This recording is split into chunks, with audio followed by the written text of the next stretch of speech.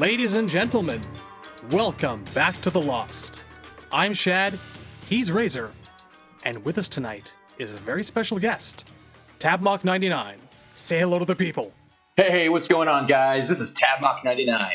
Bitchin', we have known you for literally years. That's right, I've been a big fan of your podcast for years.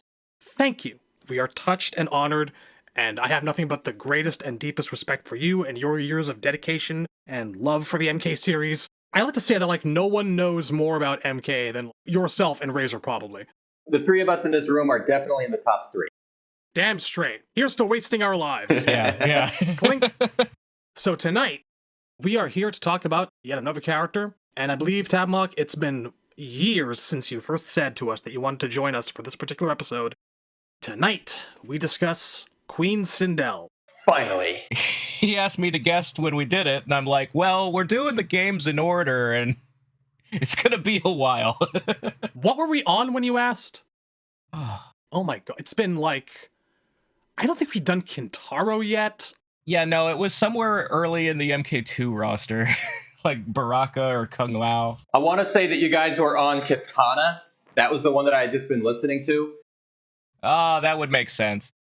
Sounds the thing about is, right. when I listen to an episode of The Lost, the only thing I can think about is, damn, I wish I was in the room right there with you guys, living it up. So now I've got the opportunity to do just that. Yeah. Thank you. That really means a lot to us. I know it's been a long time. Well, MK12 being what it is, no judgments from me one way or the other, that I'll speak publicly, has kind of really knocked the wind out of ourselves, so we took this break, this extended period, and just played all the old games and got ourselves to kind of re-love the series again and remember the things that we cherished about it. So if I didn't say it last episode, I am now. Sorry it's been so long, guys, and thanks to everyone for sticking with us. Well, if anything, I would just say that when we started doing Let's Plays, we were recording them every week, and that was filling the slot where we would normally record a Lost, so that's just what kind of caused such a big gap. Also, true. I think there was a part of you and me that was, really reluctant to start on the MK3 characters, because we knew we were doing Sindel first, and we made an agreement that we would just talk about Shao Kahn in the NRS period and go right into Sindel. The phrase was rip the band-aid off, because some things in this discussion will be difficult to talk about. Subconsciously, man, I know we put this off for a long time. We've been afraid to talk about it. This is going to be pleasure and pain. A lot of pain, I think, for us. The irony is, all the parts we don't want to talk about aren't till the second episode, so we don't even have to worry about them tonight. And I will say this, all the issues that we're discussing were actually addressed by NetherRealm. I mean, some fans say, oh, NetherRealm needs to listen to the fans more. When it comes to this particular issue, they absolutely did. Well, it's true. Sindel is one of the very few characters who is much better in 12 than she was in 11. You know, I was going to do this whole goddamn bit where we didn't acknowledge the fact that, there were any MK games after 9 featuring Sindel, and then do an extended pause and then pretend to fade end the music and have the episode end early and go, I guess we gotta talk about it now, don't we? But now that's plainly ruined. Thanks, guys. We like to do things out of order here. We will talk about MK11 and MK12 Sindel and the pros and cons of both once the time comes. But tonight, let's go back to the beginning. Let's go back to 1995-ish, or 4 if we're talking planning. Do we have any specifications or tidbits about what Tobias had planned for Sindel's origin, his inspirations? Because Razor and I, actually, we talk about this quite frequently. He maintains that Divine, the drag queen, was a huge influence on Sindel's visual design, but I've always been, that's my goth girl Susie. She was influenced right there in terms of the makeup and shit. I do want to, I've never seen John Tobias or any of the other developers talk about what their influences and inspirations for Sindel are, except I saw one interview where he called out The Bride of Frankenstein, which is fairly obvious, with the two-tone large hair. I remember reading in the Mortal Kombat 3 Collector's book that one of the inspirations for Sindel was the Irish legends of Banshees. I mean, that's definitely where all of her moveset comes from. That's It's definitely an obvious, like, you can tell looking at what she does, the screaming and the flying, and Yeah. banshees are also like an undead spirit, so that all fits. Visually, though, and I know that you've also called out that Elvira probably had a lot to do with it. I was going to say that, yep. I do think that that's indefinite, yes. The 20th century, sort of the most iconic image of, like, a female horror icon or goth chick, if you want to say. Absolutely. I personally feel, because MK3 wasn't that long after The Little Mermaid, and Divine was the inspiration for the villain Ursula, I don't think it was a conscious choice on their parts, but I think when they were doing the makeup and they, you know, went that heavy on the eyeshadow, something subconscious in their brain was going, this is, you know, what a villain looks like, and it kind of looks like a man in drag a little bit, which I don't necessarily enjoy saying because I'm a big fan of Leah Montalongo. I just don't think that the Sindel makeup was nearly as flattering for her as the Serena kit. I mean, first off, obviously, me and my subcultures, there is nothing wrong with a man in drag, and I've seen beautiful men in drag. I am a beautiful man when I wear drag, which is very occasionally. Less so now that I'm in my 40s and I just have to struggle that much more to pull it off. But I just, you know, in order to actually be, like, drawing on Divine subconsciously, this is the thing, like, I can picture Ed and John sitting down and watching Kung Fu movies day and night. Absolutely, 100%.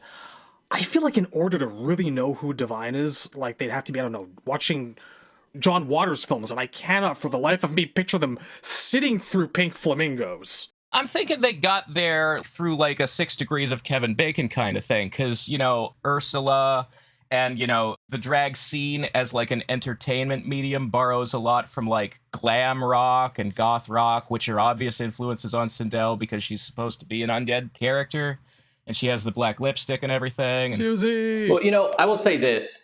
I never thought of Sindel as a drag queen, just a queen.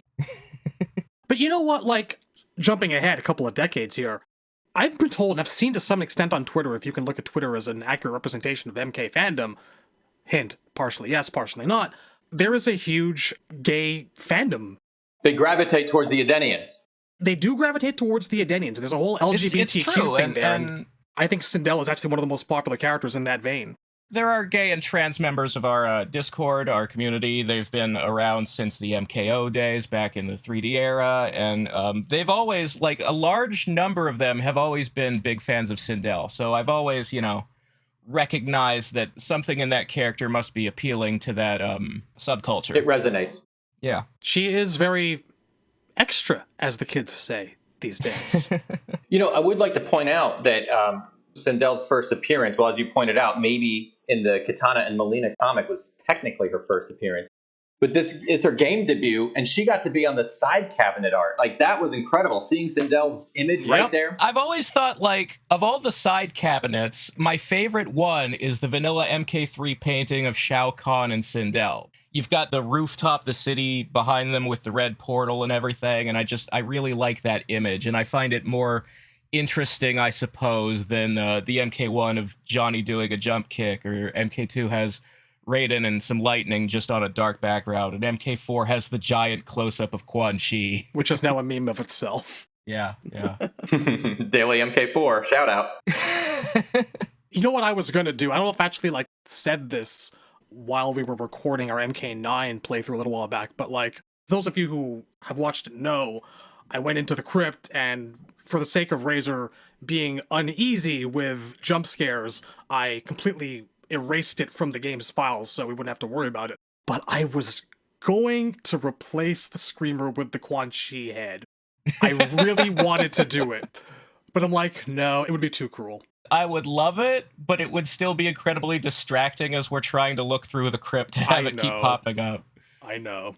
I think I made the right choice. But yeah, while we're talking about costume design and aesthetics with Sindel and her introduction, I've always found it really interesting, the costume they came up with. Like, talking about glam rock, you've got this character who's from, like, ancient Outworld and Edenia, who's been dead for 10,000 years, and the fashion choice that she picks when she comes back to life is a tiny purple bolero jacket with a big popped silver collar.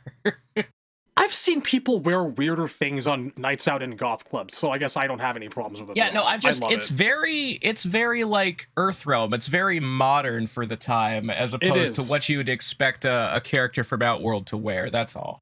Not to jump ahead here, but I feel like maybe Quan Chi kind of helped pick out her outfit for her. He does like big collars.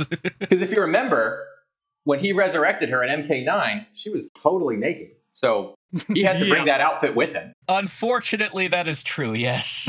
Ask Noob Saibot, he remembers. He got into the battle stance. But you know what?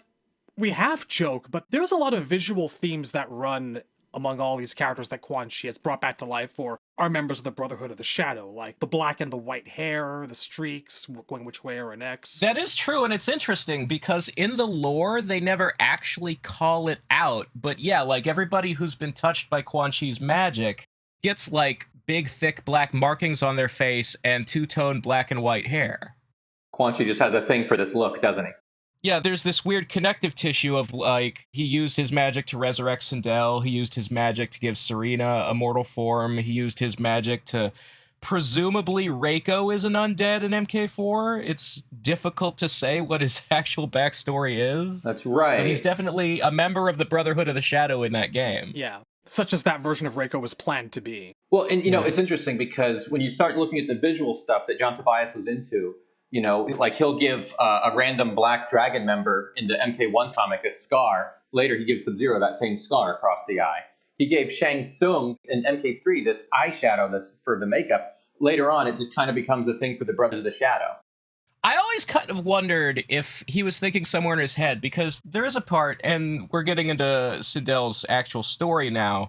In vanilla MK3, they established that Shang Tsung and the Shadow Priests were the ones who resurrected Sindel, but then in Mythologies they revealed actually they had help doing that from Quan and Shinnok. So I wonder if, like, Shang in Tobias's head, like, he retroactively came up with the idea that Shang was wearing that makeup because he was using, like, it was part of a ritual that he had gotten from the Brotherhood of the Shadow. I mean, while we're on that topic, just the name Shadow is kind of interesting, right? Shao Kahn has Shadow Priests. Shinnok has the Brothers of the Shadow. So it just seems like there was something going on there. Yeah. I always wondered if there was some way to connect those two things that they never really got around to. Just very thematically appropriate names, I believe. Yeah.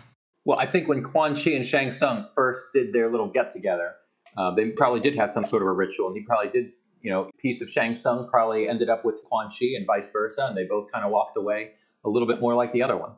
Don't tell them that.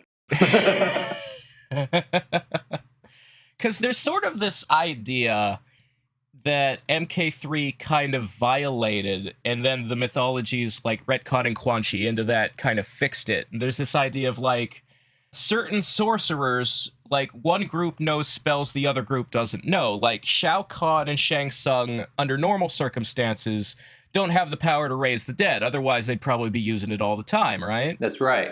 On the other side, Quan Chi doesn't know how to steal souls, and he's always, like, trying to learn it from Shang Tsung. Like, they first established that sort of rivalry, I could do things you can't do, you can do things I can't do, in the Conquest TV show, and then that became part of the plot of Deadly Alliance. This is the crux of what makes Deadly Alliance work so well. It's that they actually need each other, until, of course, they don't.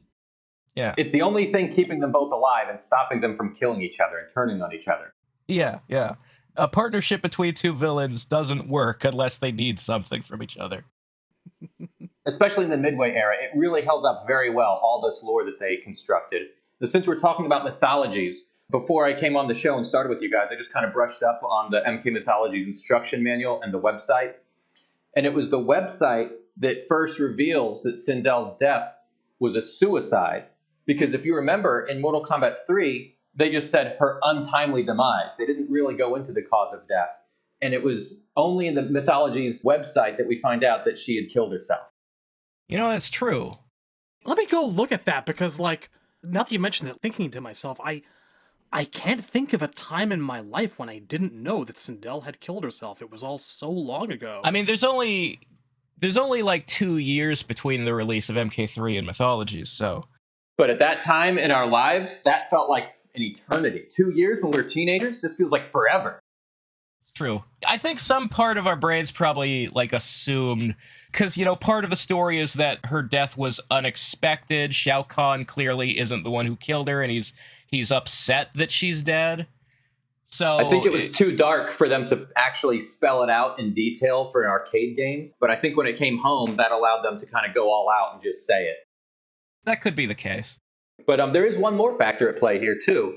Her death as a suicide was also mentioned in Mortal Kombat Annihilation. So that could be what we're doing, is we're taking something from the movies and saying, yeah, that's probably true in the games as well. And in this case, it was. Well, I've always felt that John was probably as involved with the whole world building and the scripting for Annihilation as he was for MK95. For all its silliness and all of its reputation, I do look at it as his intent towards certain things. Like, Razor and I have dissenting opinions over how much of Raiden's presence in MK1 is actually a thing, because I like to say that, for example, I think that by 1995, John Tobias was like, you know what? The MK1 bio for Raiden was actually kind of a joke, but what would he actually be doing during this? I tend to think John would have been like, he's sitting on the sidelines, maybe not actually competing in the tournament anymore like he is in the movie. I think that what's in that movie, and to some degree in some parts of Annihilation, are the way that John envisioned the story by 1997. I agree, and I think he definitely was revealing details to New Line Cinema or Threshold Entertainment that wasn't actually in the games. I think they got a sneak peek and got to see more than the gamers did. I think, like, Ed and John both have creative consultant credits on the two movies, I think, but I have seen them say that they were listened to a bit less on the second one. But I'm sure, like character backstories and stuff were definitely, like, coming straight from them to the studio, so. Other than Raiden and Shao Kahn being brothers, yes. Yeah. I don't know where they got that from. One whose idea was to kill Rain 10 minutes into the movie. So, I was just going to say that, do you want to start with the Malibu comic? Because if we're going chronologically. If we're going chronologically, then yeah. Sindel's first appearance to the general public is in the Malibu comic Mortal Kombat Kitana and Melina, which has a cover date of August 1995.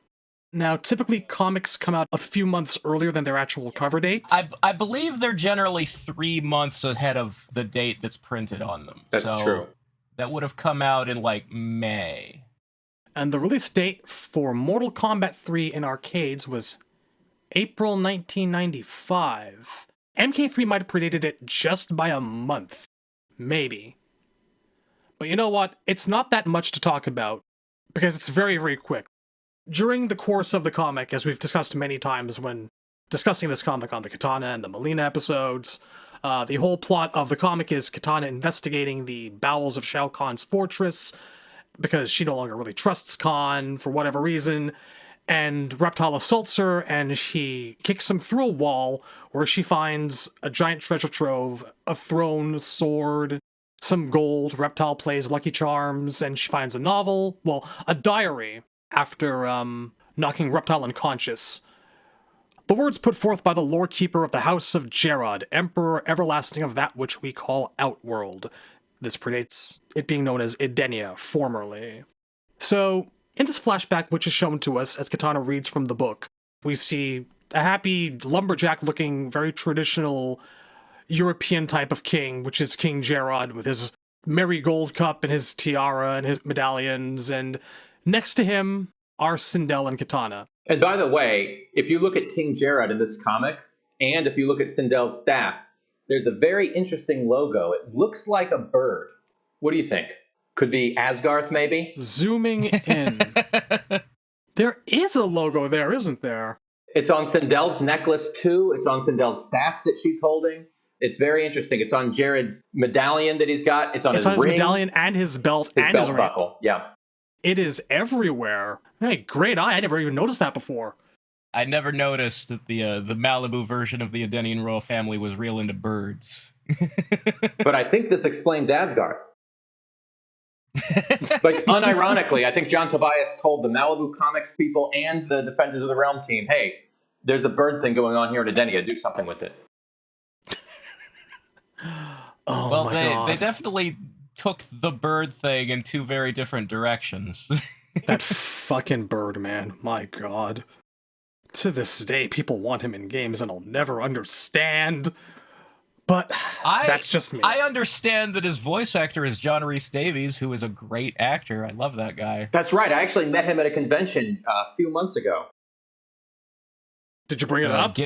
Gimli from Lord of the Rings, Professor Arturo in Sliders, Sala in Raiders of the Lost Ark. Okay, you know, I want to believe that would be why people want Asgarth back, but it's Mortal Kombat. If you put a ninja in any color, people will want it back. If it's a background character, we don't forget about it for 40 years. We need Blanche. Anyway, so Sindel here is nothing particularly visually striking about her. She's got some long flowing purple robes under a white undershirt and a nice spiky tiara crown and this interesting staff. She looks like the love interest from Army of Darkness.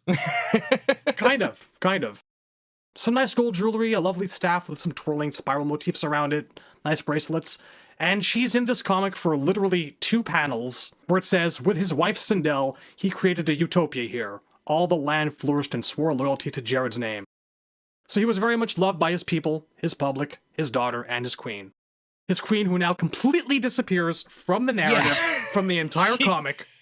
She doesn't show up in a single other scene. She's not in the room at the end of the comic when Shao Kahn attacks Jared and takes over Outworld.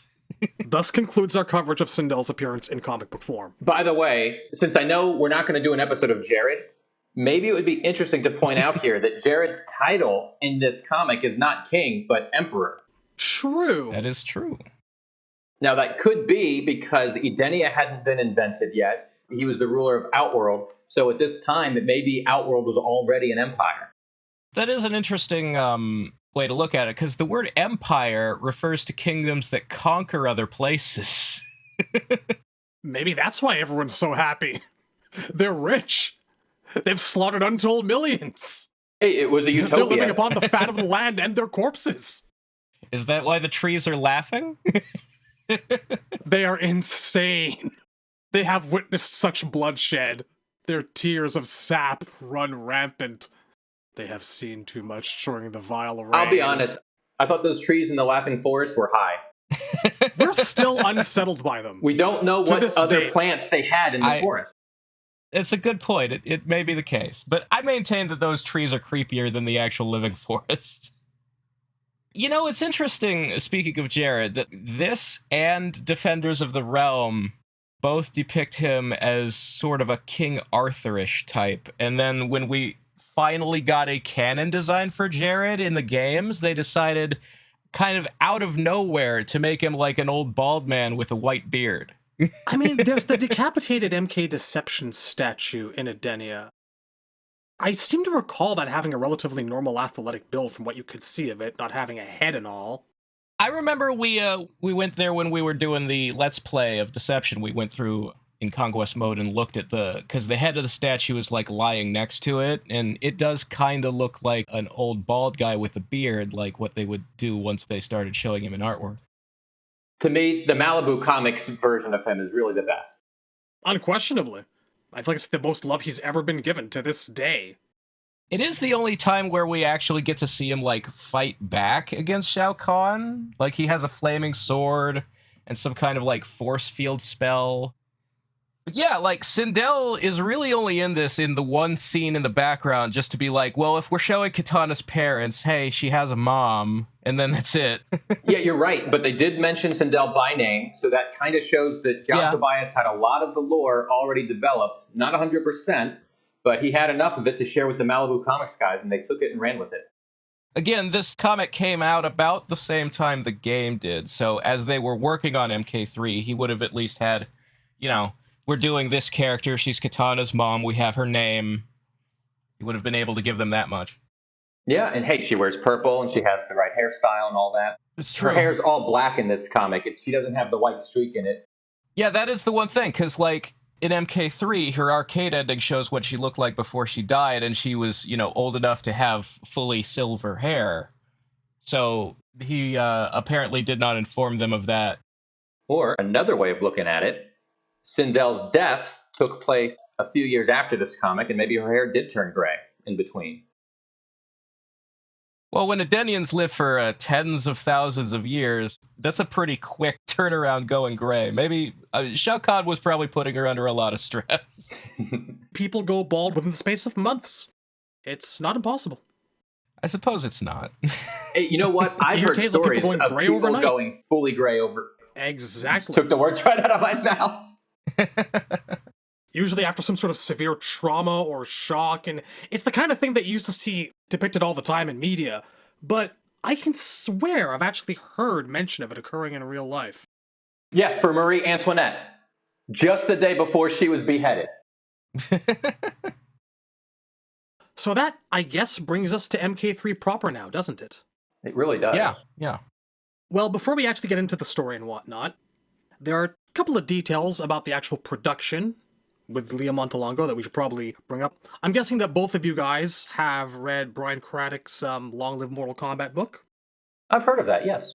Oh, if you haven't read it, you need to. Oh, you absolutely need to. I learned things, man. I learned things. A little fun detail about Leah Montalongo during this period was that she was actually dating Brian Glynn at the time. I have no idea if they're still together. They're not. I'm pretty sure they're not.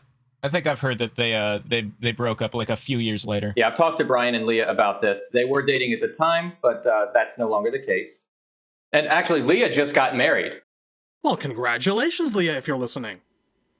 I somehow very much doubt it, but congratulations nonetheless. Should have been me. There, Razor. There. I believe that her nickname for him, ironically, because he was such a very large man, was something to the effect of Junior, according to the book. Found that hilarious. But how wild is that Sindel and Shao Kahn were actually dating in real life? It's fitting in a way. By pure coincidence, Leah and Catalin were like best friends. Even though they weren't in the same Mortal Kombat game at the same time, they worked out together at the gym. That's awesome. Most of the blue screen actors got their jobs because they were either friends with Tobias or like went to the same gyms as each other. Mm-hmm. It was kind of a tight-knit group. Or because certain people who had already worked on the game talked to other people and went, "Hey man, John's got a part for you in the next game," and then John was like, "I do?" Those people shall remain nameless. But the second bit of trivia that I remember from that book is that the wig that Leah had to wear for Sindel, if I'm remembering right, the quote was, held in place by a small army of bobby pins and weighed something close to 30 pounds. Leah was athletic, a trained dancer, not so much a martial artist, but she had to be coached through a few of the more of the moves than the other guys who were actually really deep into the martial arts training. But the wig was apparently very painful to wear on her neck, and if I'm remembering right, it is so heavy that Sindel's backward falling animation is just her letting go. Unlike anyone else who actually had to fall backwards on purpose, she just let the wig take her. That is how heavy and painful that wig supposedly was. She was a trooper. Well, it doesn't look comfortable. It really does not. I'm impressed they got so much blue screen material out of it, considering that they had such a hard time with hair back then. Like, Shang was supposed to wear his hair loose, and it was too hard to blue screen, so that's why he's got a ponytail in that game. Yeah. By the way, speaking of the falling backwards thing, I don't know if you guys were able to watch the Mortal Kombat live tour back when that was a thing in 95 and 96. I wish, but, I mean, I live in Canada, man. I've seen some select bits of it on YouTube. There was a character there who actually fell backwards in real life, and it looked exactly like the MK3 falling animations when they do that, you know, all stiff and everything. It was just amazing that somebody was able to perform that on command in a live show.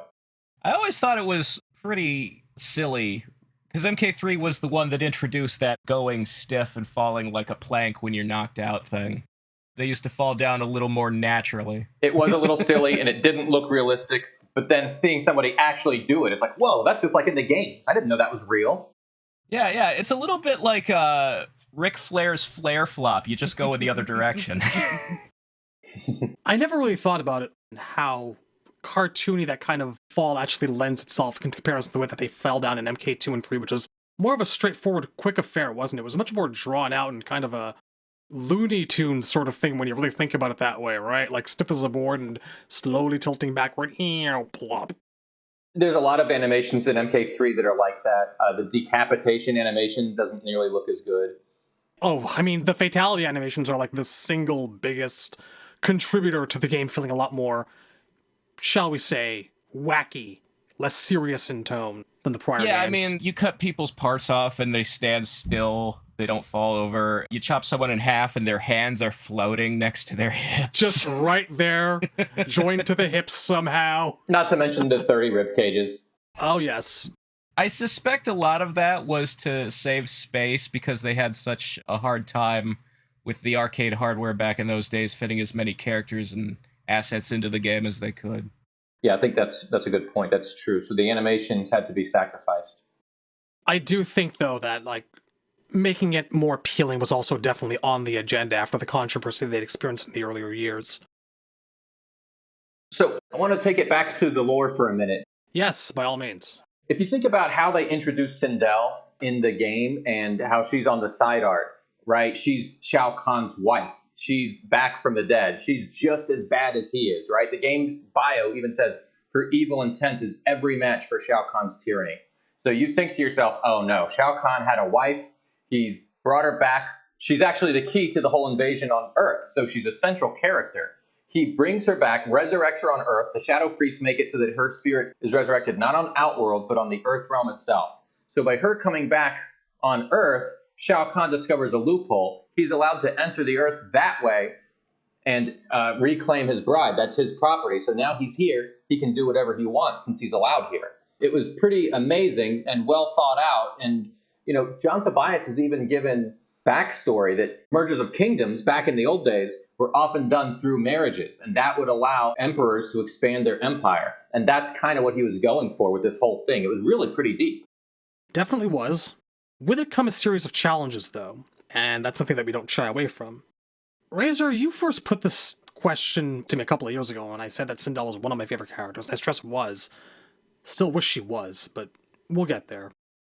That Sindel is very much a plot device, and not until later games does she actually start to become really her own character. Yeah, so the thing is that Sindel is one of the central, like, most important characters of Mortal Kombat 3. And then in the sequels, she disappears for 2 games straight. She's in Deception, but she's not that important to the main plot, really. She's just another member of the roster. And there's sort of a feeling of, like, whenever you introduce somebody who's supposed to be really big and really important, and then as soon as you're done with them, they immediately, like, get shuffled back into the middle of the pack, it always feels kind of, like, weird or underwhelming.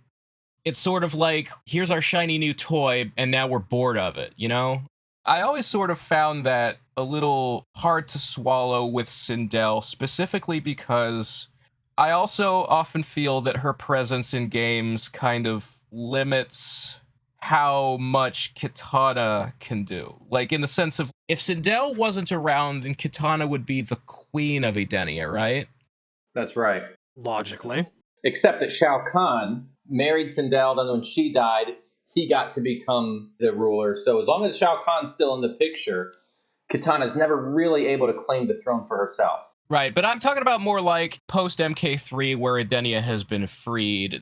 I sort of feel like Kitana often in those games was less important or given less to do than she could have had.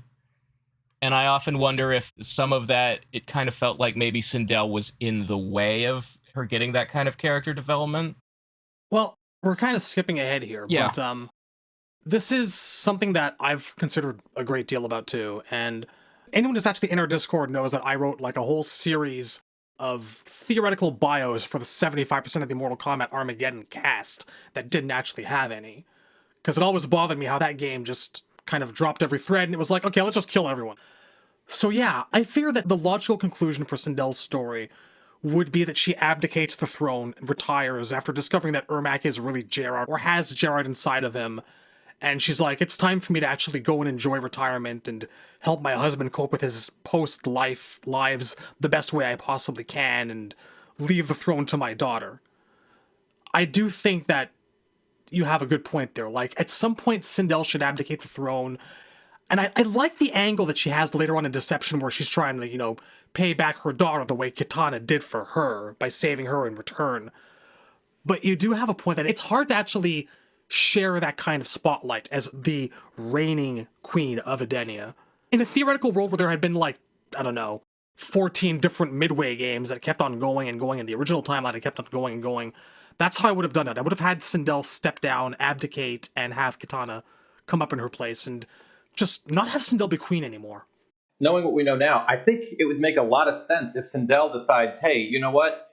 She's actually getting really old. Maybe she's being a little senile. Maybe she's not really fit to rule a place like Edenia. Maybe it does make sense for her to step down. We've seen instances where somebody will be the ruler of a country and then decide to get up there in age, and maybe it's decided that they're no longer fit for office. Actually, all the things I said about feeling like Sindel might be in Kitana's way, I have actually, like, in recent years, kind of come around on it, and I'll come back to this. I have thoughts about what Sindel was doing between the end of MK3 and Deception. So I wanna sort of get back to that after we're finished covering MK3. Okay. But yeah, so just like talking about the introduction of Sindel, the inspirations for the character, the sort of the vibe that the creators were going for, that they wanted to flesh out Shao Kahn's backstory. And I think there's an element of trying to make Shao Kahn a more interesting and dimensional villain. Like the idea that this guy doesn't just conquer, that he's not just about being an angry antagonistic force, that he actually has like feelings, and that he felt something romantic for Sindel, and when she killed herself, he felt a loss, and he wants her back, not just because she's a key to sneaking into Earthrealm and getting around the tournament, but also because he's been waiting for this for thousands of years anyway.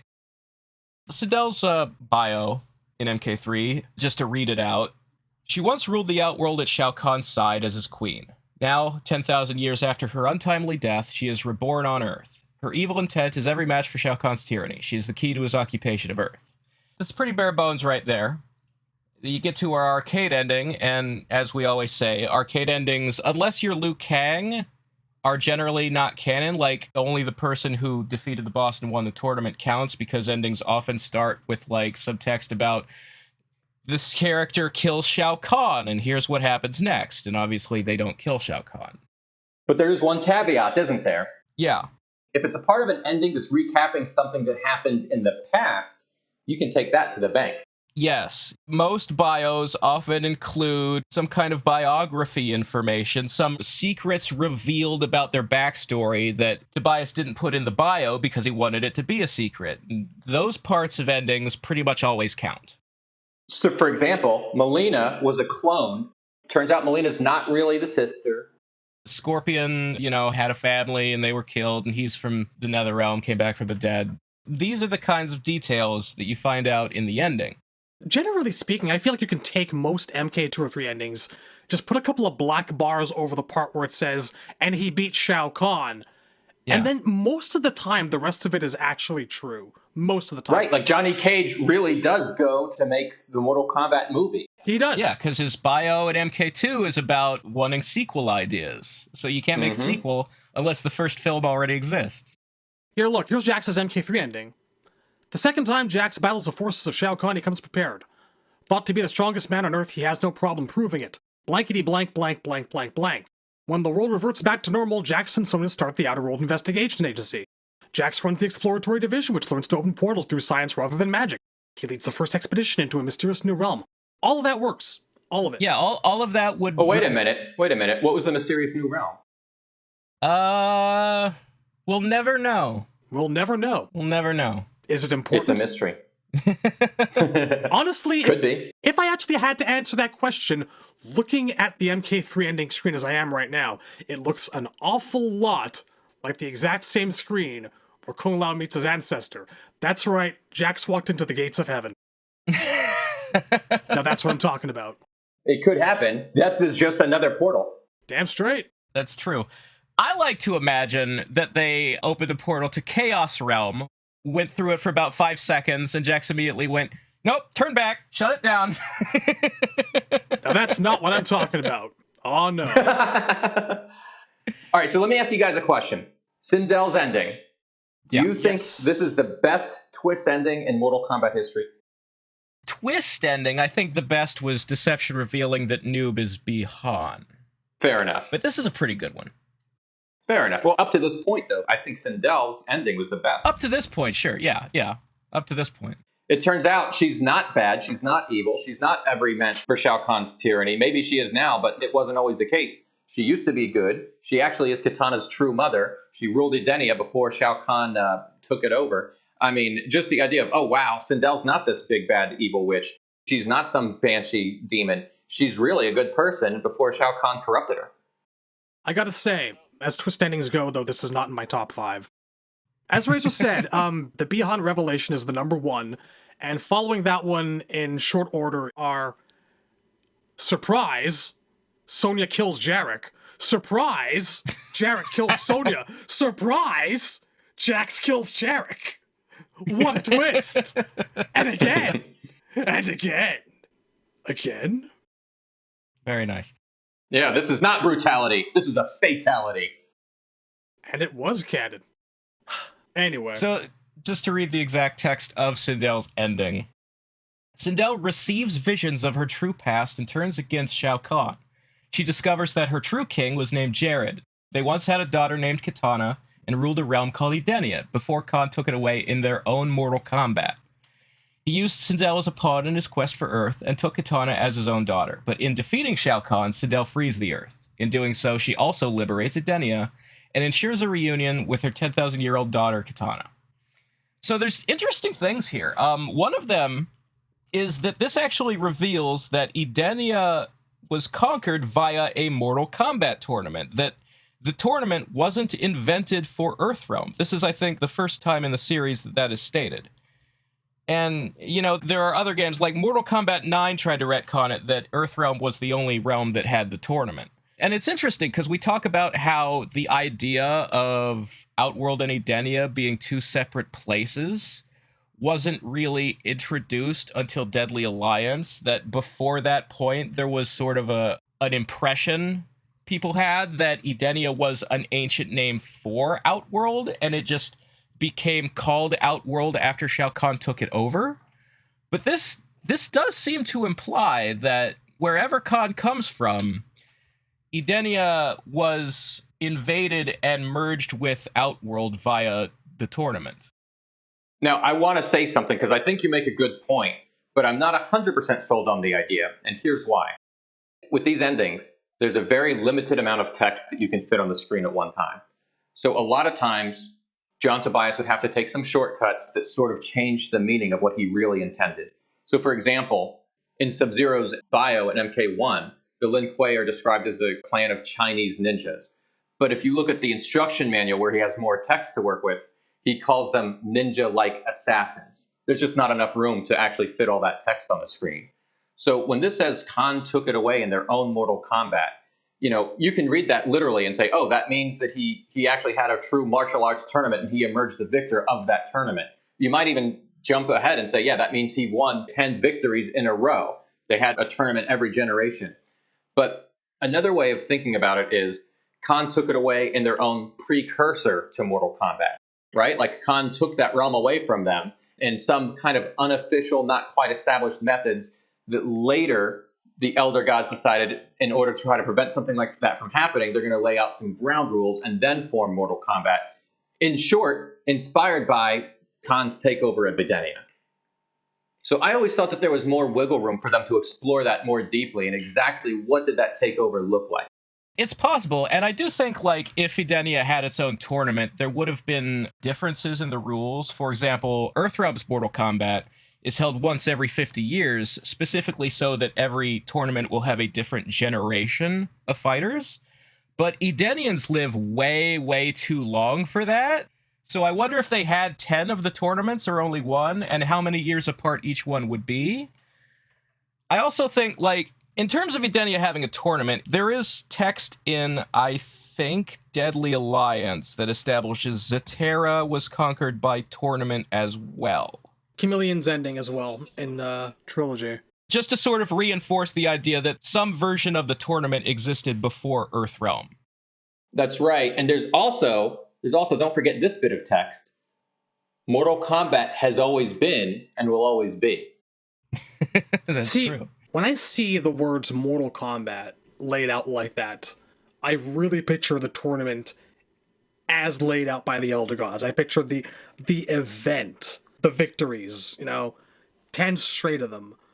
It's this whole ceremony, I find the words Mortal Kombat synonymous with that tournament, although I know it's also frequently used, and we have many examples of people choosing the phrase Mortal Kombat to describe a round of fighting, like, I challenge you to Mortal Kombat, but there's no actual tournament happening, but it's fighting.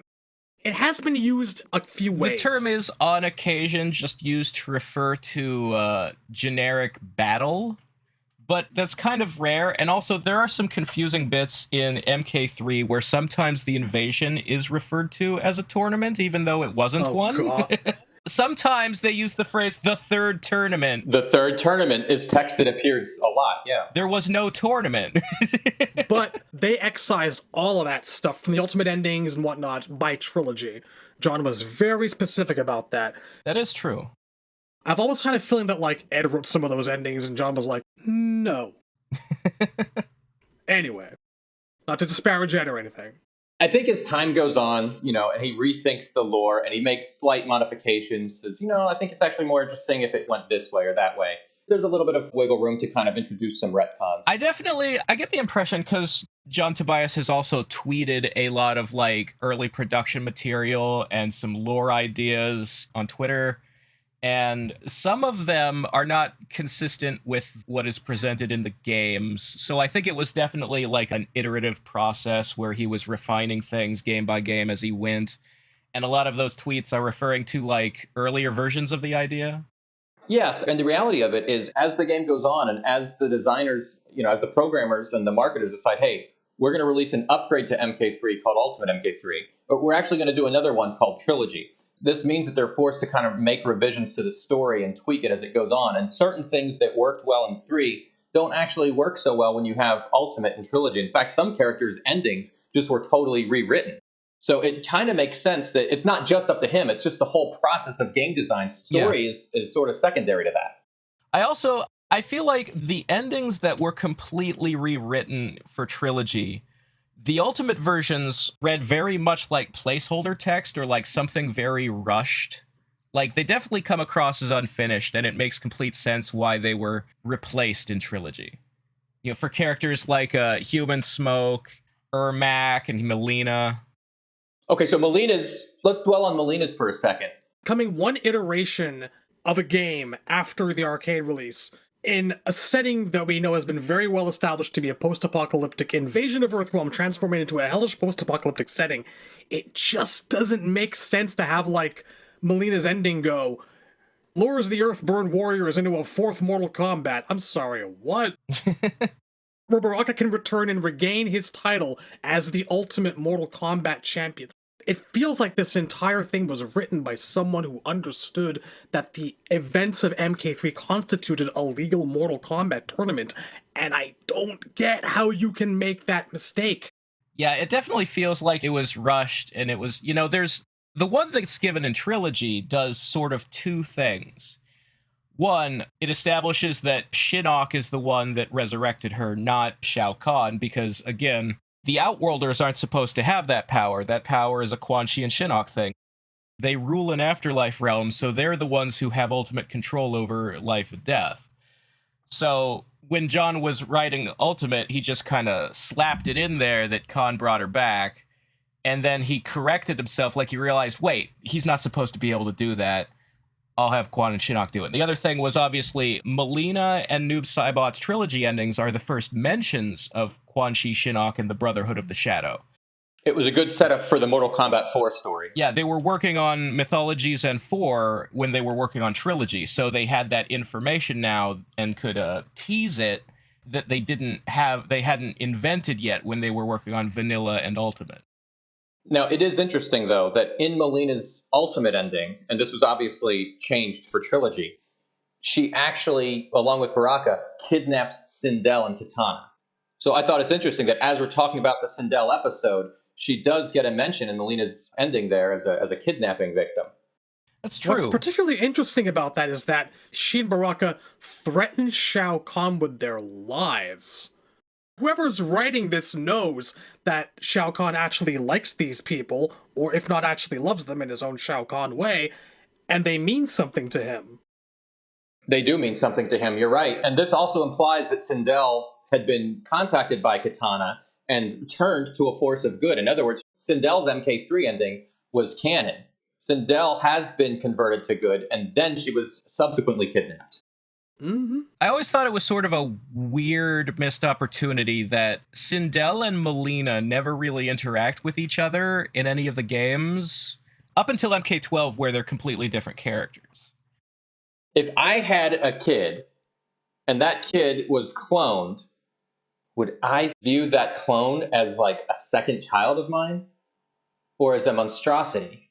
I think it depends how much you love the original. And also, like, how would they have interacted while Sindel was under the mind control? While she was loyal to Khan, would she have treated Melina one way because she was brainwashed to do so, and then treated her a different way when she regained her free will? It's interesting to think about. It was a really interesting opportunity for a character explanation. You're right, it is. It would be fascinating to see that unfold.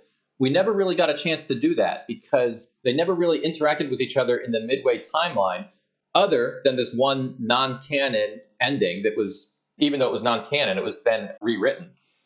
So there was a missed opportunity there for Sindel and Melina to have some sort of a face-to-face confrontation. And you're right, by the time they actually did have pre-fight dialogue and things like that, they were different characters. Yeah. Because obviously in 12, Melina is her natural-born daughter and is the older daughter and the heir to the throne. So the relationship is completely different than it would be in like a normal Mortal Kombat universe. Mm-hmm. So I want to talk about the nature of the brainwashing and how it was broken. We can do that, but I just want to get something out of the way first while we're talking about Sindel's ending. Okay. And in order to do this, I will have to quote Kill Bill.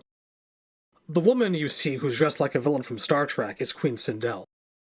Because we need to discuss this gray thing that she's wearing in her, and it appears absolutely nowhere else. She has never worn it since. She will probably never wear it again.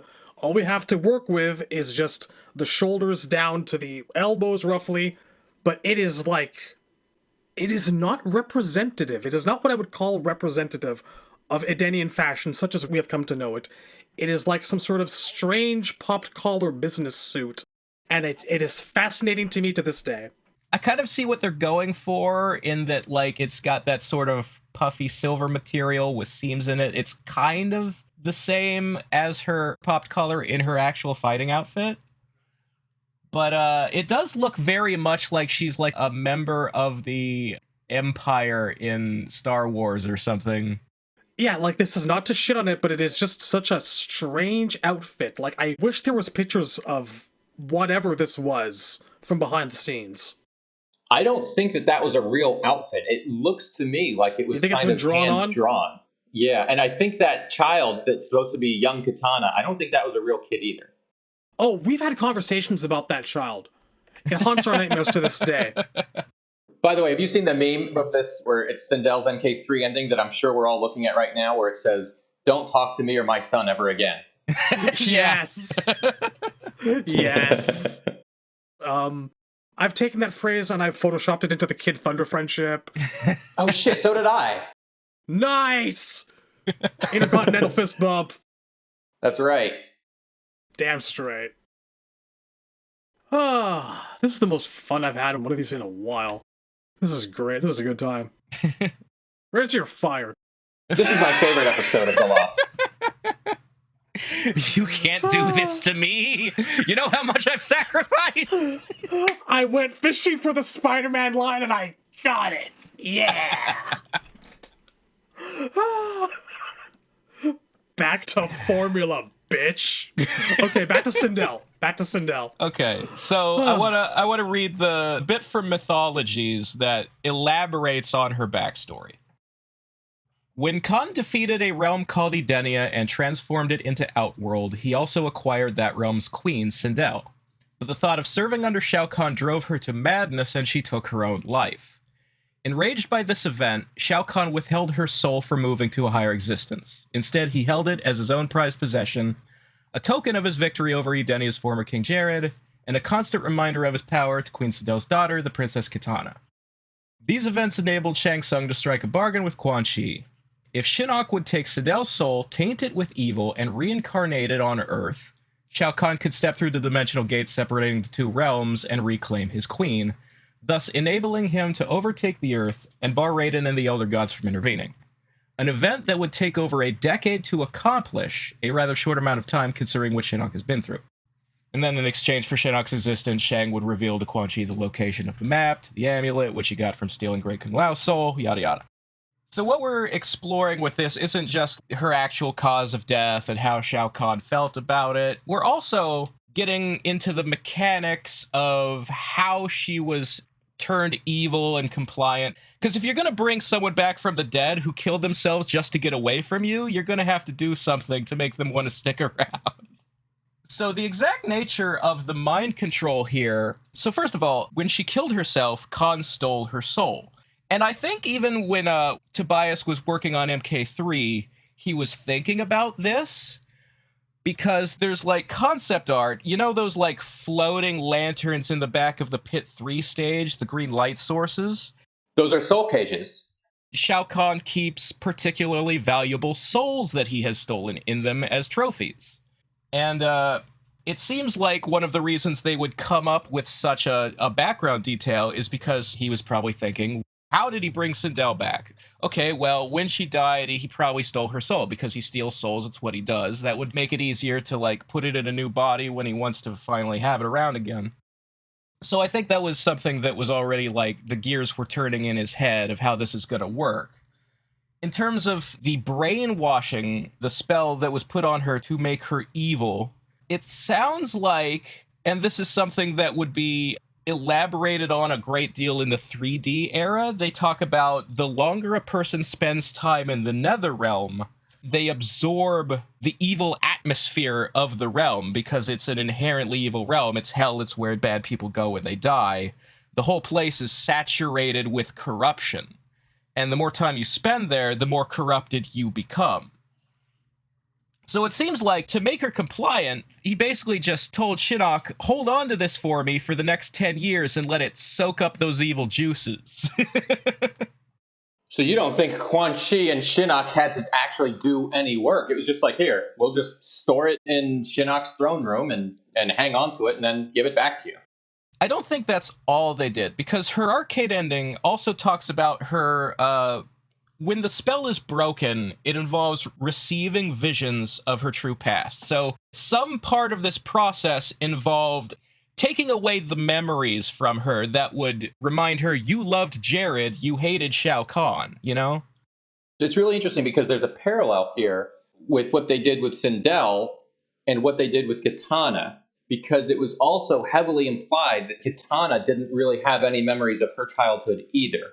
So that seemed to be part of the brainwashing process that Shao Kahn used. Yeah, and going back to our Kitana episode, there is debate in the community, there has always been, about how old was Kitana when Edenia was conquered. Would she have been old enough to remember and those memories were taken from her with magic, or was she just too young and grew up thinking Khan was her biological dad? And we don't really know for sure. That's a difficult question to answer. It's ambiguous. For what it's worth, I have always leaned towards she was young enough to not remember Jared. Yeah, I think narratively it works better if she was just too young to remember. Traditionally, it doesn't really matter the form of media you have. There are some, like Conquest, where she always acknowledges him as stepfather, but it's often a revelation to her that Shao Kahn's not her real dad. And that was the impression that I got growing up and playing these games, was that she was finding out, this is not my father, this has never been my father. My real father was a guy that died before I even remembered him. That's the way I've always seen it. You know, there is one other possibility, and I discussed this in one of my YouTube videos as well, about Kitana and her past. And that's that in real life, when you've been through something traumatic in your childhood, you'll repress those memories. So you don't even need magic and Shao Kahn mind wiping anything or brainwashing to be part of That's it. a very, very valid point. I repressed shit for years, people. I'm still repressing. I'm repressing right now. I have genuinely lost large chunks of junior and senior high. Just gone. Seriously, I can't like, remember I thought that was people's due to the names alcohol. that I went to school with. They're just gone for me. I didn't care about you enough to hang on to that, and I'm sorry. You, I deliberately don't remember. It's just... I'm half kidding about everything the way I always do, but I'm serious. Like, I actually, some years ago, unearthed some very unpleasant childhood memories. Don't worry, I'm okay. But yeah, you'd be amazed, like, what growing up in a broken household does to you. It doesn't need to be especially physically or scarring or anything like that. It's just, if you grow up in a bad environment, you can tune things out for years and years and have it come back to you later out of the blue. It's a very true and very good valid point. It's part of your brain's defense. Exactly. Yeah, it's part of your brain's defense mechanisms. And I do want to point out, like, again, going back to the picture in Sindel's ending, Don't Talk to Me or My Son, that little kid looks to be a toddler of some kind, maybe 4 years old or so. Kids that age really don't retain much into adulthood. Oh, really? I was thinking almost like 8. I mean, you could go as far as, like, 8.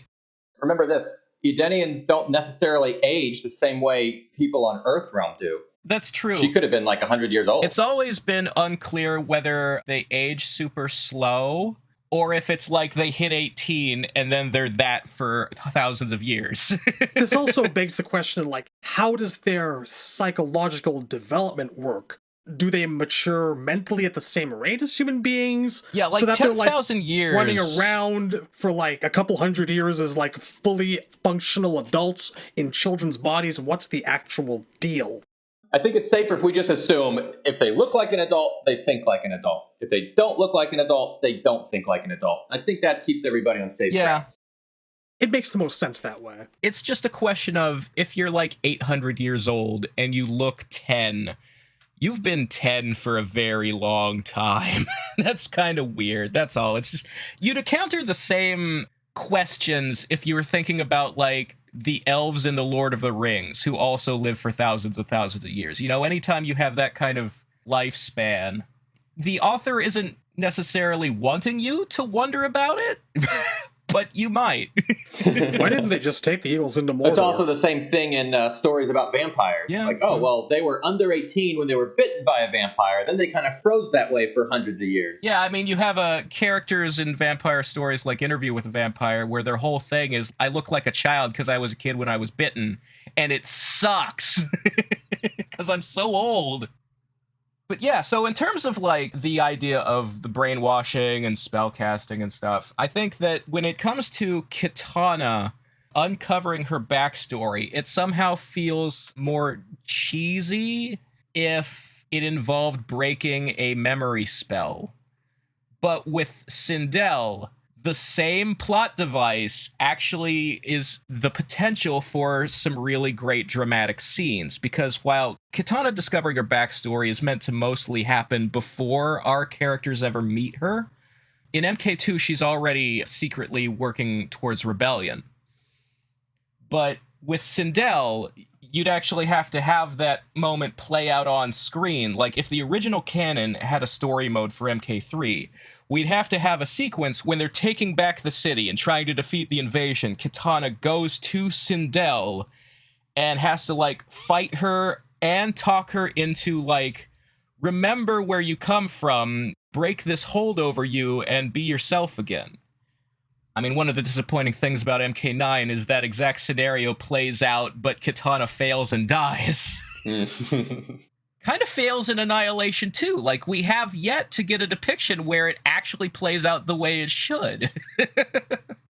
But I think Annihilation was a little bit closer to what we wanted, in that Sindel does get converted to good by the end, or she gets restored to her old self, and surprise, surprise, her old self was actually good. Yeah, like, Annihilation is always the closest thing. That's actually better than what we got in later games.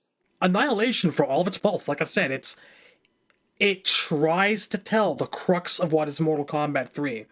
I wish it could tell everything, but you can't do that unless you are a miniseries. There is too much that's happening in that game.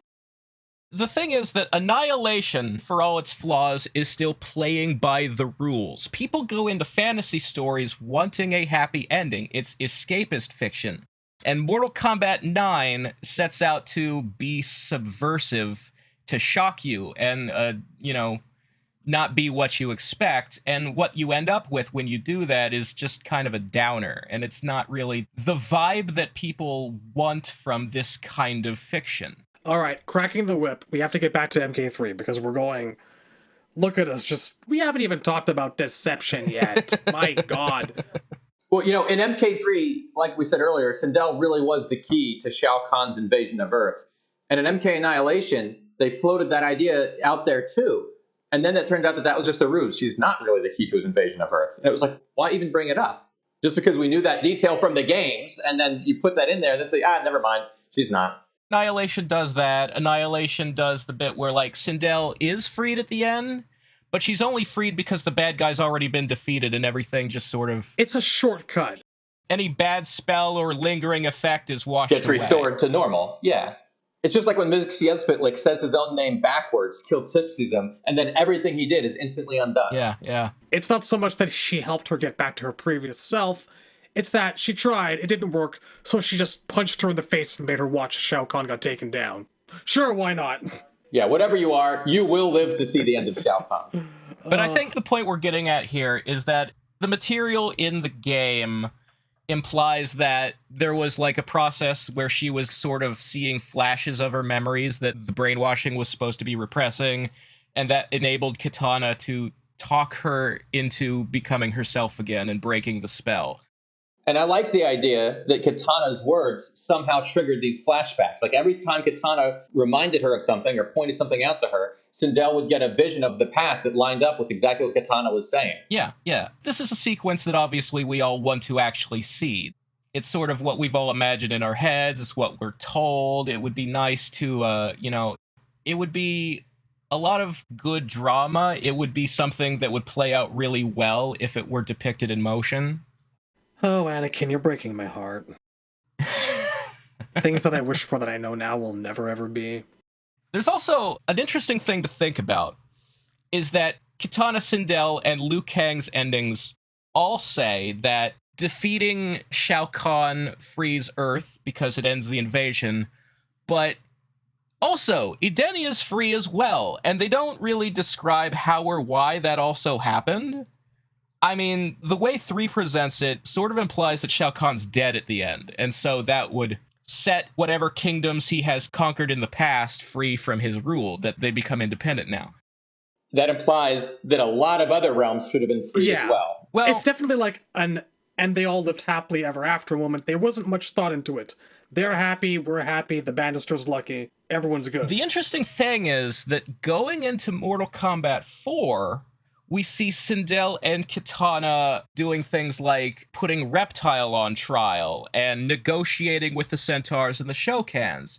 And these things sort of imply that it's not that Edenia has been freed from Outworld, it's that with Khan gone, Sindel and Kitana took the throne of Outworld and are calling it Edenia. And Deadly Alliance would retcon this and actually separate the realms. And also reveal that Shao Kahn was still alive, and that's why they couldn't have just, taken over Outworld. That's a really good point. That's a really good point, because the canon explanation for what happens after MK3 is over is that Sindel goes back to becoming the ruler, and she rules alongside Kitana. But what exactly are they ruling over?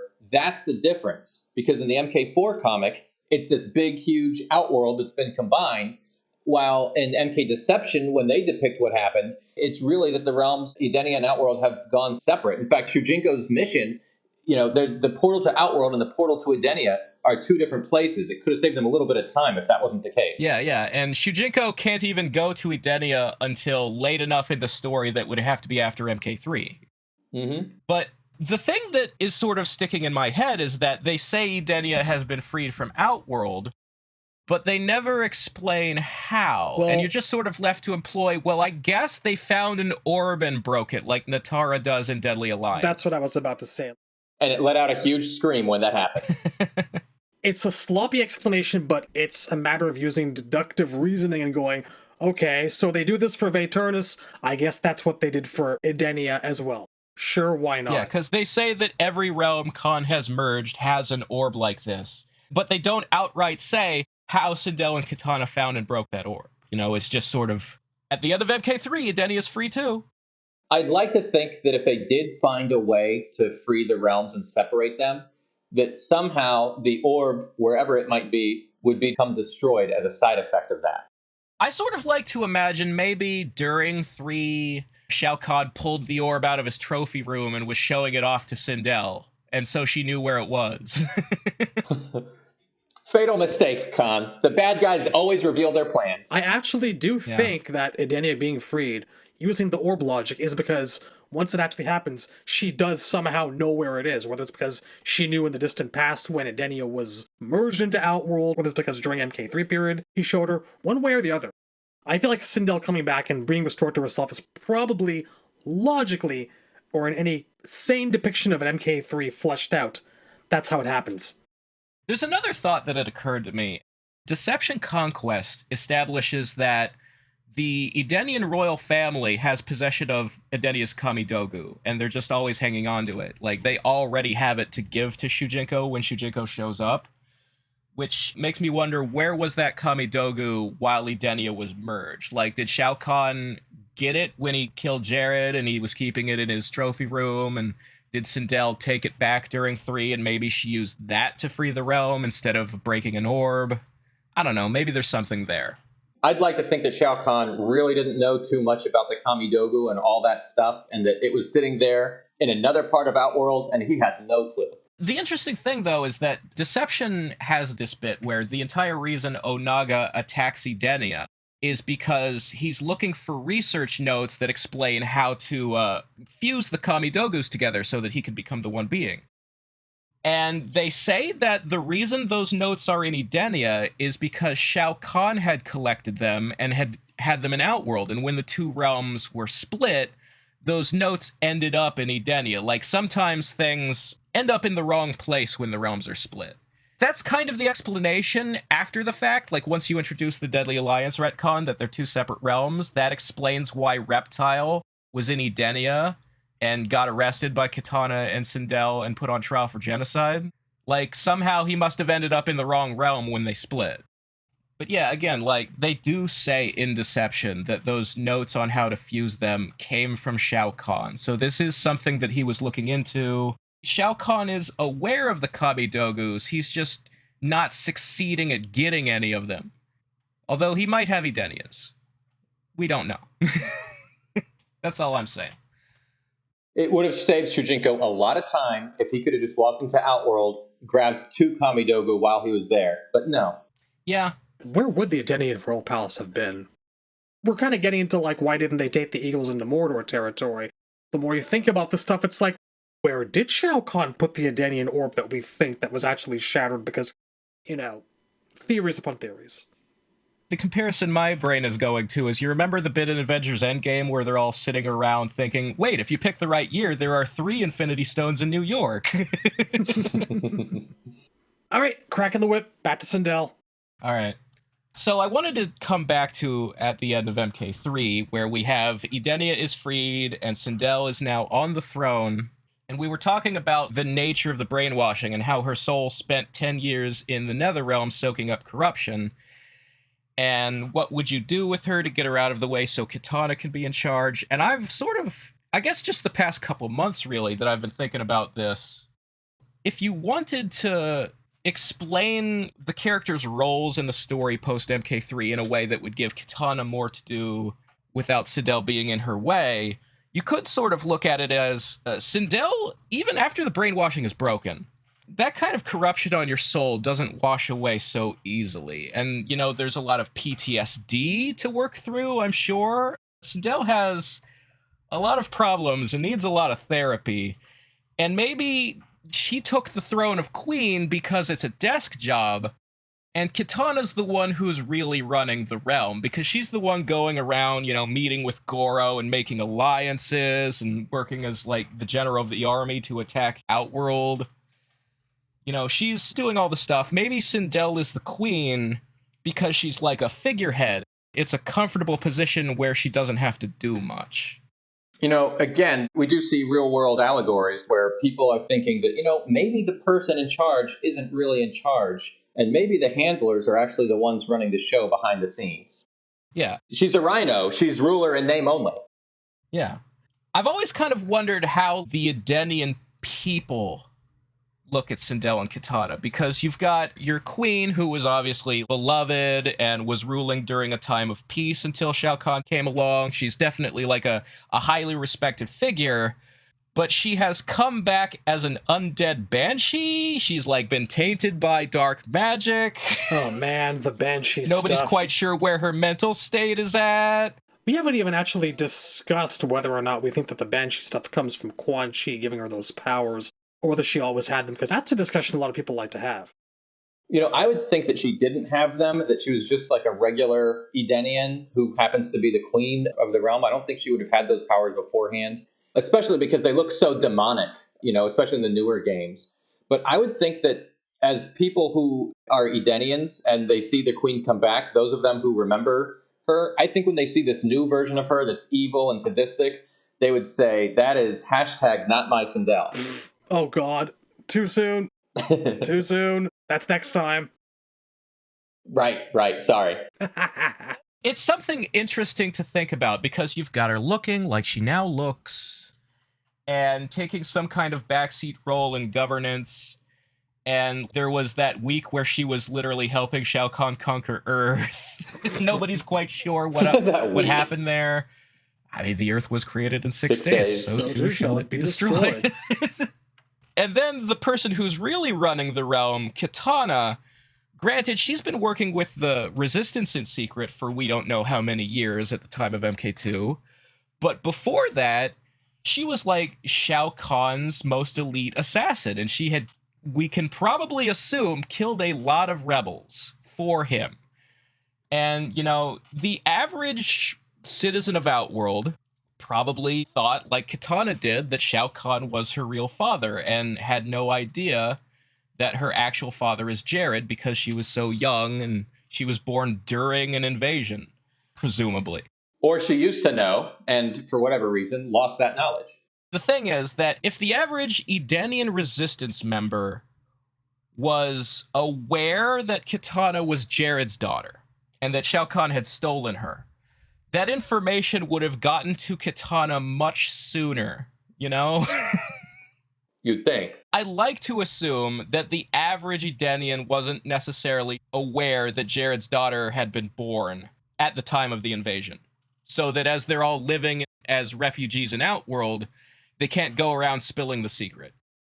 I would also like to think that most Edenians have their own lives to deal with. They're not really wrapped up in following gossip about the royal family. They probably could give two shits, I'm just saying, the point I'm making is that in the eyes of the average Edenian rebel, the people who would then become important members of the army or the nobility once Edenia was restored at the end of MK3, most of those people knew Kitana as the evil daughter of Shao Kahn and would probably have had a very difficult transition period to recognizing her as, oh, that's our princess and she's actually a good person and she's in charge and it's okay. So I'm going to just suggest... Yeah, go ahead. I'm going to just suggest that history is written by the winners. And if I'm Shao Kahn and I want to establish the image of having a nice, lovely, happy family, what I do is I kill people, and I kill a lot of people, and I specifically kill those people who know that this is not my daughter. That's how I do it. I rewrite history in my own image, and that's what I think that Shao Kahn did. I mean, there's probably some of that too. I'm thinking that most of the rebels who were killed died at Kitana's hands because that was her job, her and Melina and Jade. I've always wondered how the Edenians handled having those two in charge when their realm was restored. And I'm sure a lot of it was sort of placated by the fact of, hey, we've got our realm back. We don't have to live in a purple wasteland anymore. I'm sure that was real nice. But then I think of characters like Tanya in MK4, who the reason that she betrayed Edenia to Shinnok has never been really explained other than she hates Kitana for some reason we don't know why, And she wants to be the queen herself, and Shinnok is supposed to give her the throne when he's done using the realm as a staging ground to attack the gods. And I've always kind of felt like maybe if they, had the chance to flesh old timeline Tanya out, maybe that's her motivation, that she just doesn't trust Kitana, because as far as she knows, Kitana's an assassin who kills Edenians. And Sindel's some kind of evil zombie now. I don't want to get too heavy into Tanya, but I've always assumed that Tanya's more the type of like an Iron Fist person who would probably consider the world under Kitana or Sindel as weak and susceptible to the kind of invasions that happened with Shao Kahn. I absolutely think Tanya's number one motivation is, I want to be in charge. Yes. Her dad was like an important member of the Edenian nobility in MK4. Yes, he was the ambassador to New Realm. Yeah, he was probably very important in the rebellion before that. So maybe Tanya thought, if we ever get Edenia back, I'll get to be the queen because my dad is important. Like, he's in charge and I'll inherit that. And then Sindel and Kitana come along and it's like, oh, I don't get to be in charge. And that's her main motivation. That sounds right to me. I don't think that she ever thought of Sindel and Kitana as being allied for Shao Kahn and loyal to him still. I think if she really viewed them as that way, she would probably be willing to work for them more, to be honest. I think she does view them as goody-goody two-shoes and therefore a pushover and weak. And hey, as long as you two are in charge, these foreigners can come over and overtake us. If we want strong leadership, she's got to look outside, so she allies with Shinnok and the forces of Netherrealm. I'm looking at it like, if you're going to give Tanya more of a personality, I'm sort of comparing it in my head to, like, Lex Luthor says he hates Superman because having an alien around to do everything for us limits human potential. But what he really means is, I used to be the most important man in Metropolis and I'm not anymore and I hate it. Okay, so we were discussing whether Sindel is a figurehead or not. I think actually, if I'm Sindel and I'm actually in that place, and I've been dead for, say 10,000 years or so, I might not really know the state of the kingdom all too well. I might maybe want to let the person who has grown up in it and watched it wither and suffer and seen the ravages of the land and Trogdor burning the thatched roof cottages, maybe I will let them advise me. I think there's a good grain of truth to that. There is that element of it, too. She has a lot of catching up to do. She's been gone a while. She really does. And, like, she's got to learn that most of her subjects are now completely and totally dead, and whatever is left of Edenia is going to have to be rebuilt slowly and intricately. They do it, apparently, by the time of Deception, but it's a process. Process that I think is best helped along in slow stages. You make a really good point, because by the time she is awakened and revived and put back to her normal self, when she looks at Edenia, you might say it's a whole different world now. Ba-da-ba-ba-da-ba.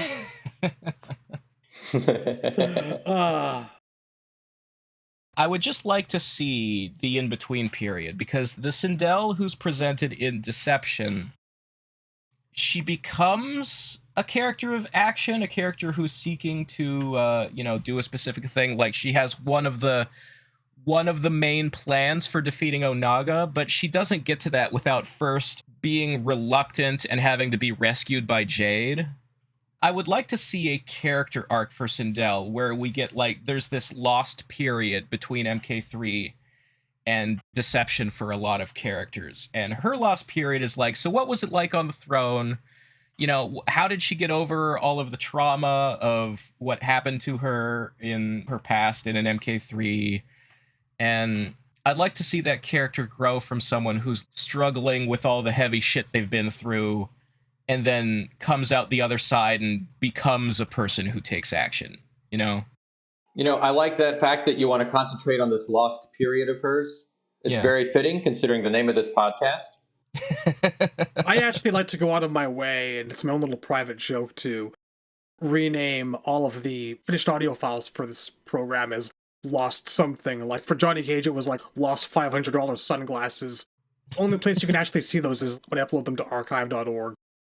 But let's take a look at what Sindel actually has been through between MK3 and MK Deception. The only glimpse that we really get is from that Mortal Kombat 4 comic book. Which I'm looking through right now, as a matter of fact. Okay, fantastic. Are we jumping right into 4 and then into Deception after this? I don't see why not. There's literally no mention of her in Deadly Alliance. Thing is that we like to be thorough about how we cover the characters, but we do not just cover lore. And I am the closest thing I think there is to a gameplay dude here. So I just want to cover her gameplay and whatnot in MK3 first, before we do that. Okay. Because, Cabal aside, Sindel was actually my most preferred character to use out of all the newbies in MK3 when she first came out. I said that for a long time she was one of my favorite characters, and I mean that because, like, I had a blast using all of her special moves, and I love the fact that she was the first character that actually had real aerial flight. Wonderful, useless aerial flight capability that was in no way Back, worthy. forward, high kick. Back, forward, high kick, easily telegraphed, absolutely pointless, knocked out of the air. Yeah. Didn't matter, didn't need it, had amazing pop-up combos, capable of insane damage, excellent range on the scream, mouth fireball expanded into a 1-2 version in Trilogy, didn't need it. I've always loved the idea of the flying, but it is so rarely actually useful in a game. I know, it bothers me. You know what my favorite thing to do, though, is, and Sindel's one of my favorites to play as well, so I'm really glad we're talking about gameplay. I really do like to use that flight move, especially when it's near the end of the match, and then you can just kind of fly around the entire screen after you win. Oh yeah, always. Or you can just go right over to the opponent and press that block button just to kind of stomp on them one last time. It is such a good time. I have tried so often to use that flight move in actual matches and just paid for it almost every time. I just wish that if you're going to give a character that mechanic, that you also give them Marvel vs. Capcom aerial combos. That's all I ask. She is also actually the first MK character, if I am not mistaken, to actually have an aerial diagonal fireball. I think you're right. That's right. And you can actually use it against Motaro, and if you hit him at just the right angle, the fireball won't bounce off of his skin. It'll actually hit him, so that's very satisfying. It has to be like around his head or his upper chest. If it's below that, it'll reflect off to the ground, yes. That's right. So, yeah, Sindel's fantastic. Yeah, I loved using her so much. I really gravitated toward using her a lot in the arcade. She was a lot of fun, always was, and she definitely made a mark on me, a huge one. I've said in past episodes that Sindel was never a character that I gravitated towards, but I have always really liked the aesthetics of her special moves, like the colors of blue and purple they chose for her fireballs, and that like ghoulish skull image that appears on her face when she shoots them out. Oh yeah, it's such a great little touch. And I think we can, all of us being lore heads here, can appreciate the fact that she really should have been some sort of actual sub-boss. I always considered it a massive mistake. You know, MK1 had Goro and Shang Tsung, and MK2 had Shang Tsung and Kintaro, and then Shao Kahn. With how important Sindel was and how central to Mortal Kombat 3 she is, it made no sense for them to not have her be like a mandatory fight before you get to Motaro or Shao Kahn. I don't know. Bringing it back to Annihilation, this is why she was in the running to become one of the generals for Shao Kahn, along with Motaro. It's like they were on equal ground there. Like, I think I should be the general. No, I think I should be the general. Damn shame that. I would have tossed out endurance matches in favor of just having Sindel be a mandatory fight. Heresy, I know. One other gameplay point I'd like to bring up is that, kind of like Sub-Zero, her Banshee scream is actually subject to, for lack of a better term, a double ice backfire. If you do that scream twice in a row, you'll be stunned by your own scream. I had forgotten that. That is interesting. Was that maybe one of the last times a thing like that happened in an MK game? Well, the double ice backfire remained a mechanic until versus DC or 9, I think? Mm-hmm. It was still around in the 3D era, I'm pretty sure. It was, yeah. I don't recall another incidence of a projectile acting like that, though, on Contact, when used repeatedly. There aren't a lot of characters who had it. It was pretty much just Sub-Zero, and I guess this one-time Sindel. Oh, Noob Saibot, his Ghost Disabler was like that. The Ghost Ball! Oh, yeah. Good shit, yeah. Good shit. The Ghost Ball, you're right, that is another one. Not that you should be using it ever. Not that you need to use anything ever again after you hit with the Ghost Ball, except for another well-timed Ghost Ball to keep the infinite combo going. Piece of shit. You know, in the strategy guides, they talked about that move as if it was the block disabler. It stops your opponent from blocking. But it actually It stops your them opponent from doing doing a anything. lot of things. Yeah. It's the everything disabler. Another thing I like about her moveset, so like the flying and the screaming, those are, those fit the Banshee theme. The stretchy grappling hair is not traditionally thought of as like a power Banshees have, but it is like, we like to talk sometimes about how characters tie back into the roots of the franchise being based on like the Hong Kong Kung Fu movies of the 1970s. There is an actual archetype in Kung Fu movies of a white-haired witch character that uses their hair as a weapon. You can see a character like that, I think most prominently is one of the villains in one of my favorite Kung Fu movies, Forbidden Kingdom, with Jet Li and Jackie Chan. No, that's what I call a hairy situation. Oh my god. I've always found that to be an interesting aspect of the character, because I enjoy, one, how it ties into Kung Fu archetypes, which not every MK3 character does. This was kind of about the point in the series where they were doing less of that and a little more like Western influences, comic books, and sci-fi. So yeah, I do appreciate that Sindel has something in her that ties back to the good stuff. But I also always found it like an interesting aspect of the character, because it seems like there's a lot of creative things you could do with it, but then they forgot to include it in the 3D era at all. I presume it was too hard to work the hair stretching into the graphical engine. You know, I always kind of thought that that's a power that she lost when she was no longer under Shao Kahn's control. I mean, I always assumed that it was still there because her hair was still so ridiculously long and tall on top. She never lost her hairstyle. It just kind of seemed that implied that, she could do it if she wanted to. They just didn't put it in the game. Yeah, I always looked at it as kind of like an engine limitation. Kind of like Shang Tsung's shapeshifting. Yeah. But as the NRS era has gone on, she's gotten more and more and more hair moves, almost to the point where they're sort of taking over the Banshee moves. Like in 12, she shoots her fireball out of her hair somehow, and it's just really weird. Walking around in the background and loving like Dr. Octopus on legs. She's like whipping her hair and snapping it, and then a bit of hair becomes a projectile or something. I don't know. I don't really like it. I feel like they're like, look, we know we've had problems with hair physics in the past. Look what we can do with it now. We're better at this, folks. But like, the fireball makes more sense coming out of her mouth, because that's where all her like magical screaming energy comes from. All right, back to MK4, people. Back to the MK4 comic. Okay. Sindel is the one character, I believe, and correct me if I'm wrong, but Sindel is the one character who's not in Mortal Kombat 4, who is so important to the lore that she actually does appear in the Mortal Kombat 4 comic. I believe you're right about that. You could make a case for older Sub-Zero is there in a flashback scene, if you count that.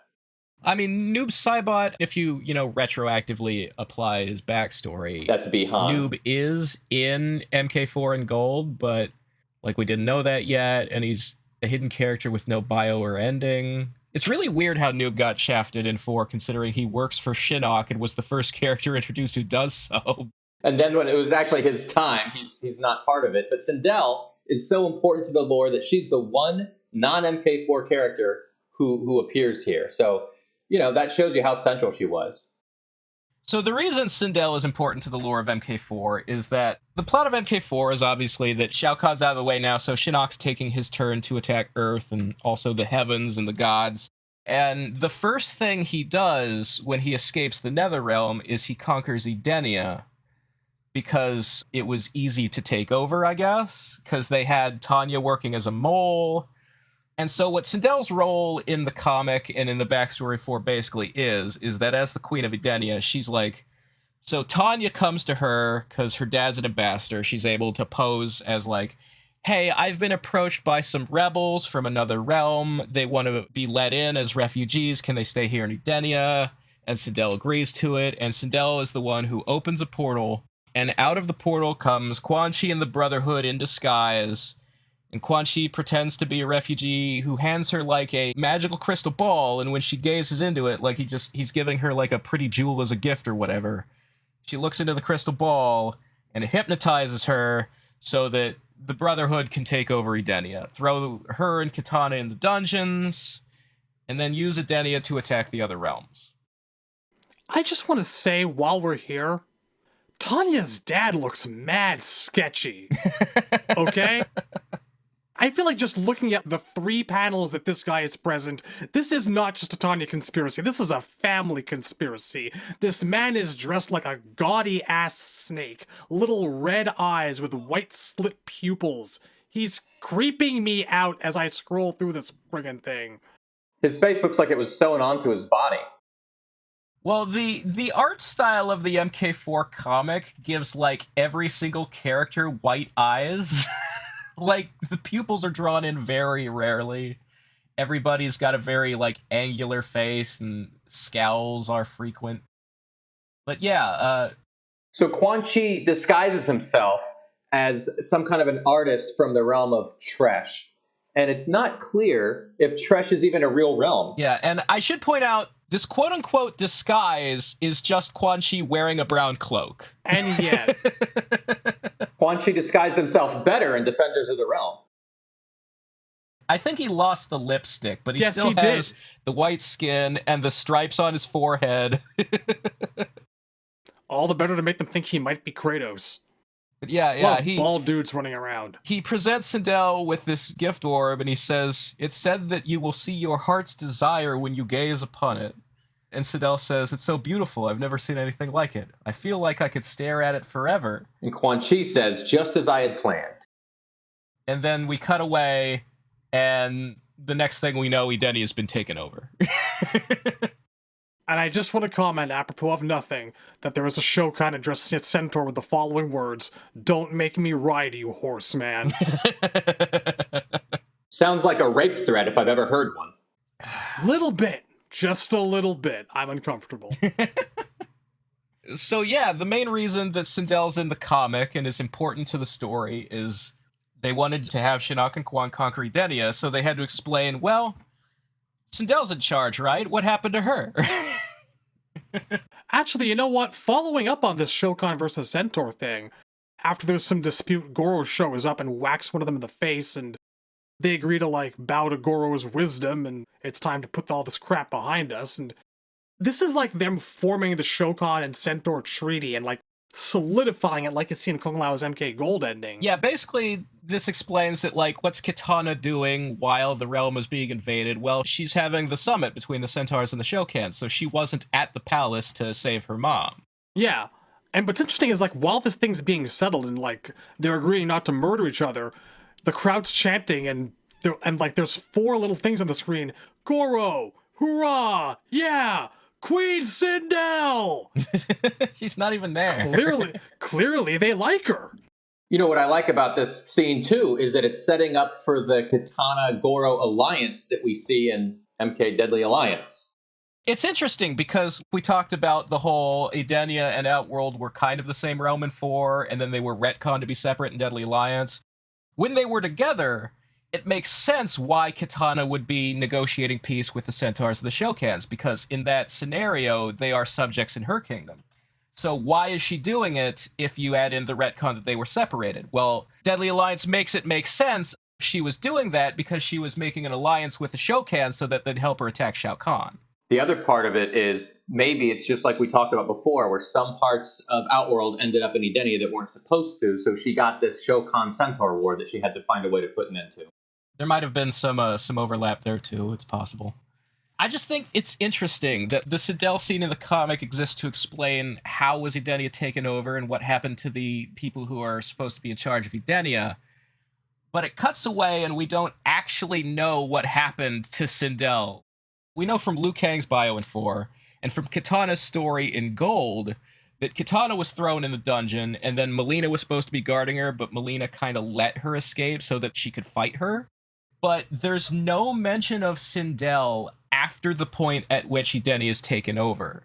So, like, it does make sense to assume that she was also thrown in the dungeon and would be rescued later, but the fact that she's not mentioned at all, like, when I was a kid in, like, 97, 98, I kind of wondered, well, if you're taken over, wouldn't you just kill her off? Like, is Sindel dead now? Is she going to be in another game, or was that it? So we do have an explanation for that. It is in the comic. If you flip to the page where Scorpion and Rico are invading together, I'm looking at it right now. under that panel, you'll see Sindel's, I don't want to say dead body, but unconscious body. Yeah. So it seems like they could have killed her, but their priority was to get out of Edenia. Shinnok says, Edenia is just my passage out of the Nether Realm. He's not really that concerned with taking over Edenia or killing Sindel.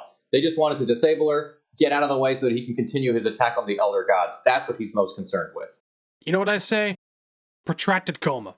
Yes. It makes sense, and it would have been pretty anticlimactic to introduce a character who's only been in like one game and then kill them off screen in the next game. You usually only do that if characters are really unpopular, and Sindel was popular, so... Does anyone remember the Great Kotal Khan? That's a legacy that'll last 1,000 head chopped off. You know, the developers are not always great at recognizing which characters are popular. That's true. Thank you for reminding me of that. People liked that guy, man. He went over well. Kotal Khan was probably the most popular newcomer in MKX. Whose name wasn't Aaron Black? Well, depends on who you are. Aaron is probably up there, but, you know, I saw a lot of people really, really into Kotal. Especially, like, people who aren't necessarily Mortal Kombat influencers, but are, like, general fighting games people. A lot of them dug Kotal's aesthetic, and that he was he felt like a Hispanic representation that the franchise didn't have so much of at that point in time. And yet, every single thing he's in, he's treated as if the developers themselves don't like him, and I don't get it. Anyways, back to our queen. Right. Who is potentially comatose. We don't know. So, Sindel is presumably thrown in the dungeon and doesn't get back out until Shinnok is defeated and things are restored to normal. And then we don't really see her in Deadly Alliance because the story mostly takes place in Outworld, and Kitana has come there to attack Shao Kahn and gets sucked into those events. Meanwhile, Sindel is back on the throne in Edenia. And we would finally find out what she's been up to when we get to Deception. So the interesting thing here is that if you count Conquest, which again, there are some strange plot holes in Shujinko's Conquest mode. In her Conquest mode, they say that since Edenia and Outworld are at war again, there are Outworld invaders attacking the palace, and Tanya is working with them. And so Sindel has been imprisoned in a room in her own palace, and Tanya is guarding her, and then Shujinko rescues her, and that's how he gets the Edenia Kamidogu. And Shujinko becomes knighted. Yes, he becomes an Edenian knight. One of his many accolades. He's a member of the Lin Kuei. You can join the White Lotus Society. He's an Edenian knight. He's trained as a Sidon guardsman. He's a part of every faction. Yeah, just about. It is nice to know that Sindel is... Obviously, we know she's an excellent martial artist, but, like, you kind of maybe get the sense that she's been training some of their guards personally. Maybe she doesn't actually just have captains who go about showing the officers the ropes. Well, Deception introduces her Quan Dao weapon and fighting style, and when Shujinko trains with her, she tells him that this is the official, like, fighting style of the Edenian Knights, which kind of implies that she's not just knighting him because she's the queen and he's done a service to the realm. She's training him to fight the way the knights fight because she knows how the knights fight. So maybe she was a knight herself before she married Jared, you know? Maybe. That's a really neat thought. Yeah. I hadn't thought of it like that. I kind of foresaw it in my mind the other way, that Edenians, you know, once they got married or whatever, it was important for her to train and become a knight, or at least go through the same training that all the knights go through, because she's going to have to command them. So she's got to understand their point of view and what they go through. That's also possible. I always wondered, like, what was Sindel, like, what family did she come from before she married Jared, and, you know, what was she before she was a queen, if we assume Jared inherited the throne from his parents. MK12 has it go the other way, where Sindel is the one who inherited the throne and Jared married into it, but I think it's interesting to imagine Sindel as having come from a warrior background, because like we were talking about, all of her Banshee powers are probably something she got when she came back from the dead. Whereas the NRS era games prefer to suggest that Sindel is a powerful sorceress, and presumably was so before she died. I like the idea of her as a fighter more than the idea of her as a sorcerer. That's just me. So I also was very intrigued by the idea of whether you think she might have been a commoner before she married into royalty, or were they playing by Disney's Aladdin rules, where a princess must marry a prince?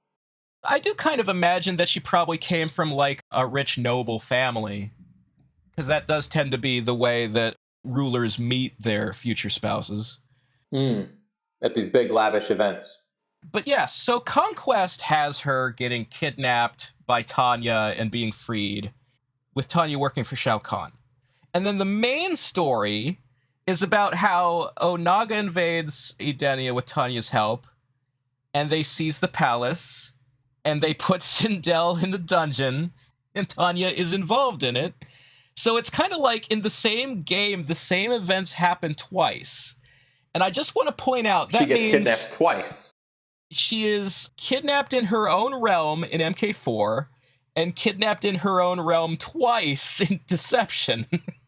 And by the way, she was also kidnapped in her own realm in Melina's Ultimate MK3 ending. Also true. Look, man, no one ever said the original timeline was perfect. Usually in video games, it's the princess who's kidnapped. What I like about Mortal Kombat is in this game, it's the queen who gets kidnapped. Well, Kitana was kidnapped in the same games too, because she's in the dungeon in 4, although she breaks out in gold. And she's brainwashed and working for Onaga in Deception. It's a very traditional storyline kind of problem, where, like, you know, royalty character always has to get kidnapped so the hero can come save the day, and we do find ourselves falling back on these tropes, especially when they're not around. Like, what do you do with a fighting game character when they're not around? Okay, they're kidnapped, or they're brainwashed, or they're this, or they're that.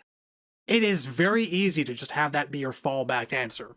Gets tossed into the dungeon. It's unfortunate. I feel like the problem is that, on average, almost all Mortal Kombat stories are about Earth versus Outworld or Earth versus Netherrealm. And that's because we, the audience, live on Earth. Most of the main characters are from the same world we're from. So what happens to the Edenians is because they're our friends from our friend realm. That's kind of why they keep ending up in this damsel in distress needing to be rescued by the Earthrealmers position. It's just unfortunate, that's all. That is a really good breakdown. I like what you're saying. But I still think that for all its flaws, I really do like these stories better than what they would do with Sindel later, as we're going to talk about in the next episode. Oh, certainly.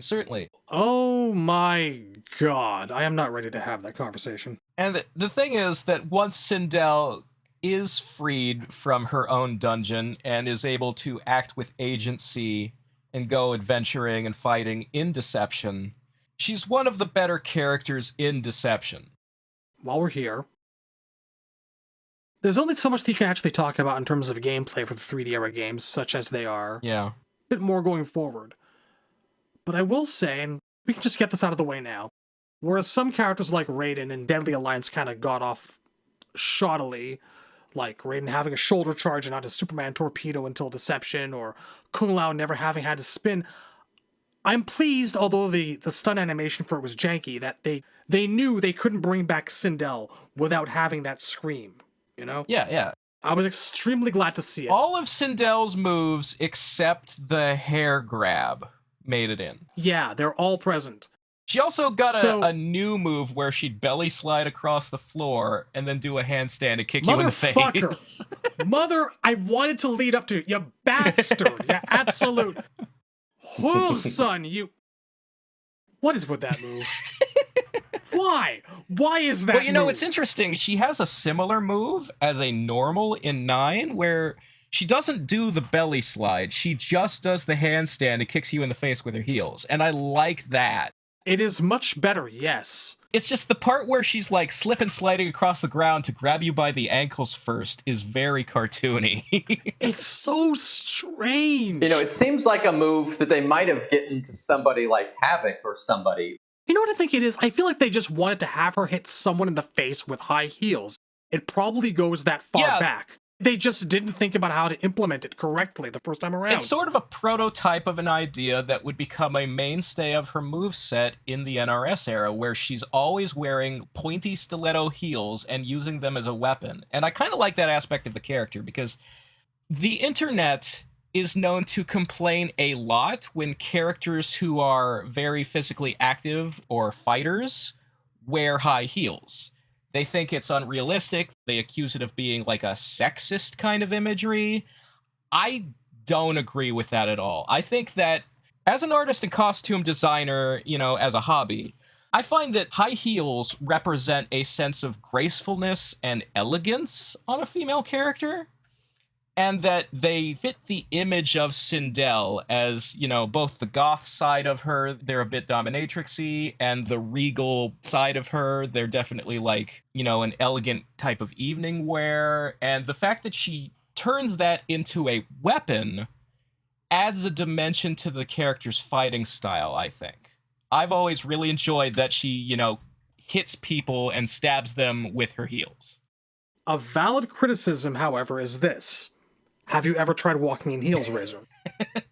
I don't have the power of flight! Something tells me he has. It is a valid criticism, because holy shit.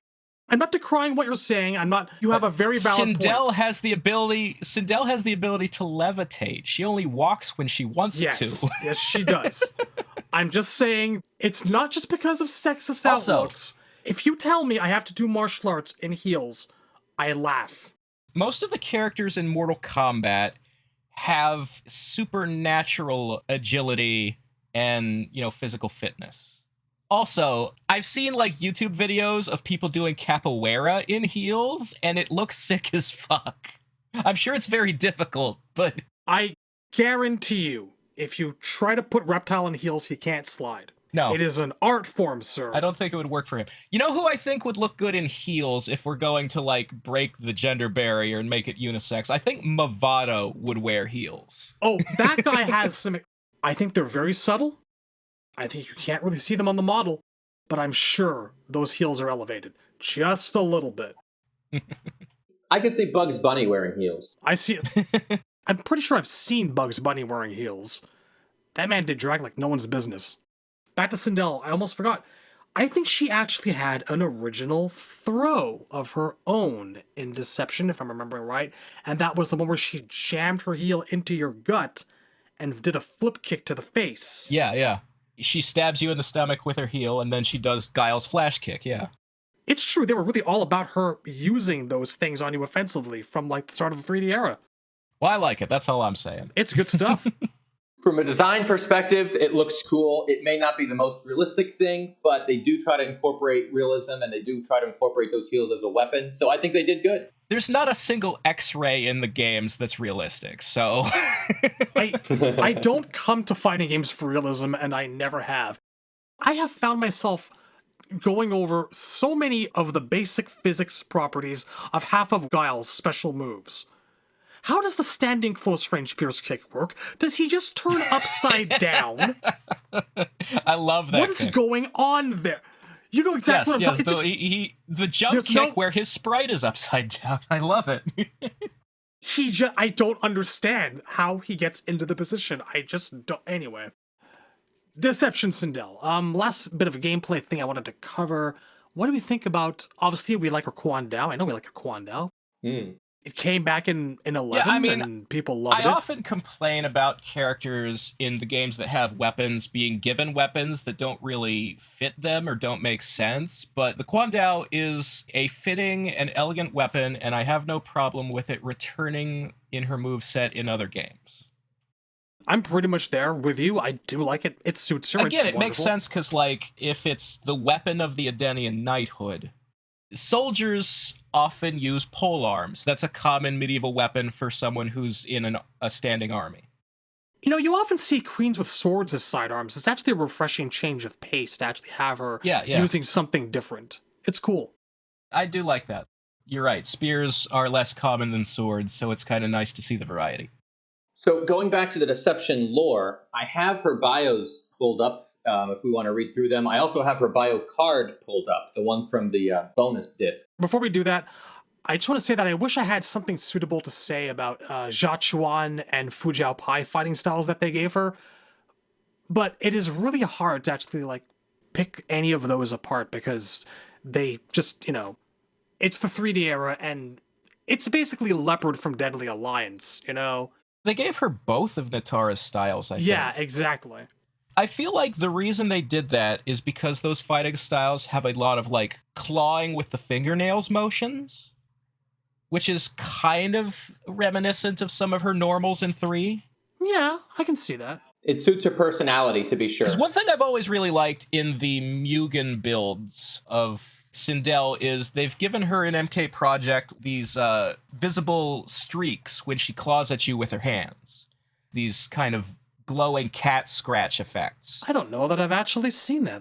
I'm gonna look that up. I think it looks really cool, and it does kind of fit her character. The goth chick thing, long black fingernails, it makes sense. Alright, that's all I wanted to say about her fighting styles and gameplay and deception. We may return to the lore. Alright, so in her bio card, place of origin, Edenia, obviously. Alignment is good. That's important for people to remember, I think, that her alignment is good. Oh, lordy. Allies are Katana and Jade. Her foes are Shao Kahn and Tanya. And, I kind of get it. I think a lot of people would classify their ex as one of their foes. I'm thinking back, I actually have a pretty relationship with all of my exes. But there is always that one, isn't there? I moved towns. I don't speak to my exes anymore. I merge realms. There you go. All of my exes are dead. All right. Oh, Jesus. Okay. So her bio card says, a new threat has put Queen Sindel's realm of Edenia in peril. With the aid of her faithful ally, Jade, she will travel to Outworld to defeat the Dragon King and free her daughter Katana from his control. So those bio cards are a very quick blurb about what's going on in the Deception storyline. Yeah, they're generally very brief summaries. Literally a single sentence. Her foes are Shao Kahn and Tanya. We didn't forget that nonsense in the throne room from last time. No, we did not. Yeah, that's right. That's a good callback. We've wondered sometimes in the past, exactly what it is that actually happened to Tanya post MK4.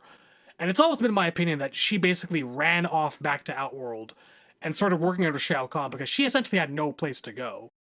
Well, the Conquest mode does have her working for Shao Kahn, but I also, like I said, Conquest and the main story are two separate instances in which Tanya helps a villain take over the palace and put Sindel in a dungeon. Indeed. That's so repetitive. I almost feel like what they actually wanted to do was have Shujinko rescue Sindel from the Onaga one that happens in the main story, but they realized, wait, Onaga can't show up until after you get the Kamidogu, so they got, stuck on this plot hole moment, and they couldn't figure out how to fix it. And the only thing they could do was have two different instances in the same game of you needing to rescue Sindel from Tanya. Well, notwithstanding what Tanya does multiple times, or how often Sindel is imprisoned, I just want to say that I do think that one of the first things that Sindel did once she got back on her feet was just, nope, wanted posters of this yellow bitch all over the land. You are gone. Tanya's bio in Deception does explain that after the events of 4, she was banished, exiled, and lives in Outworld now, and she ended up working as a quote-unquote ambassador for the Deadly Alliance when they took over. It doesn't say anything about her working for Khan before that, but you can assume if you like. But I like the idea that she adopts the term ambassador. It's almost like she continues to follow in her father's footsteps. Yeah, what it really means, though, is that when the Deadly Alliance's army comes to a village like Lee Mays and takes it over, Tanya's the one who speaks for them and says surrender and nobody gets hurt. What does she think the word ambassador means? That word does not mean what you think it means, Tanya. She is informing the locals of their new rulers, Quan Chi and Shang Tsung. She is spreading the word of their arrival as a diplomat. She is ensuring a peaceful transition between the regimes. Or else. I'm sure that's exactly how she spins it, too. She's a mob enforcer. Her bit is, nice place you got here. Shame if something were to happen to it. All right. All right, so Sindel's bio, written in the first person, obviously, like they all are. Yep, they started doing that in Deception. The whole first person thing did so much for characterization, you know? Yeah. It's a thing that we don't actually concentrate enough on, but like it was such a welcome step into getting to know these people better and hearing them, and little things like hearing Ermac saying "we" for the first time in story mode. Like, Yeah. there was something special about getting to know these people in Deception. In some ways, it was like not just a step forward, but like a hop and a skip forward into making these characters feel more real and present. Indeed. And that's saying a lot considering all that they'd accomplished before then. That combined with the conquest mode, it really was like a generational leap forward in getting a deeper look into these characters. Absolutely. Yeah. So her bio, once again, Edenia had been invaded by an outworld threat. The Dragon King flooded this realm with Tarkatan warriors and held me captive in my own prison. My only daughter, Katana, had somehow become his slave and guarded me night and day. I remained captive, for I could not bring myself to assault her, even to regain my freedom. Thanks to the Elder Gods, Jade did not share my apprehension. Jade and I escaped to Outworld to discover what we could about Onaga. He had been searching Edenia for I know not what. I fear, however, that the knowledge left behind by Shao Kahn so many years ago may be his objective. That information should have been destroyed, but if it still exists, it could spell disaster for the realms. I cannot save my daughter Katana until I learn more about her captor. So yeah, the information on the Kami Dogus he's looking for was something Shao Kahn had collected. And even Sindel didn't know much about it, even though she gave it to Shujinko to keep it safe. Yeah, she has one of the Kami Dogus. It really makes me feel like Shao Kahn took a bunch of crib notes from Onaga drunkenly talking about it one night or something. I mean, you know, we're talking about powerful sorcerers who want to know the secrets of the universe and looking up myths and legends and whatnot. And remember, too, that Shao Kahn was being manipulated by the One Being. So also true. The One Being would have directed him subconsciously to seek out information about the Kami Dogu and try to assemble them. Quite true. Yeah, he worked through beings like Shao Kahn and Onaga, and I would say that he was obviously more successful with Onaga when it comes to fusing the Kami Dogu. Yeah, yeah. Shao Kahn was more interested in fusing realms. Well, I think if you fuse enough realms, that would also bring the One Being back, because you're reassembling his body, in a manner of speaking. Yeah, that's true. There's more than one way. Like, they've always said that if Shao Kahn were to have one in MK3, really any of 1 through 3, if he was to conquer Earth, that was like the last one he needed to achieve ultimate power and basically rule the whole universe. So he was basically one realm away from bringing back the One Being and didn't know it.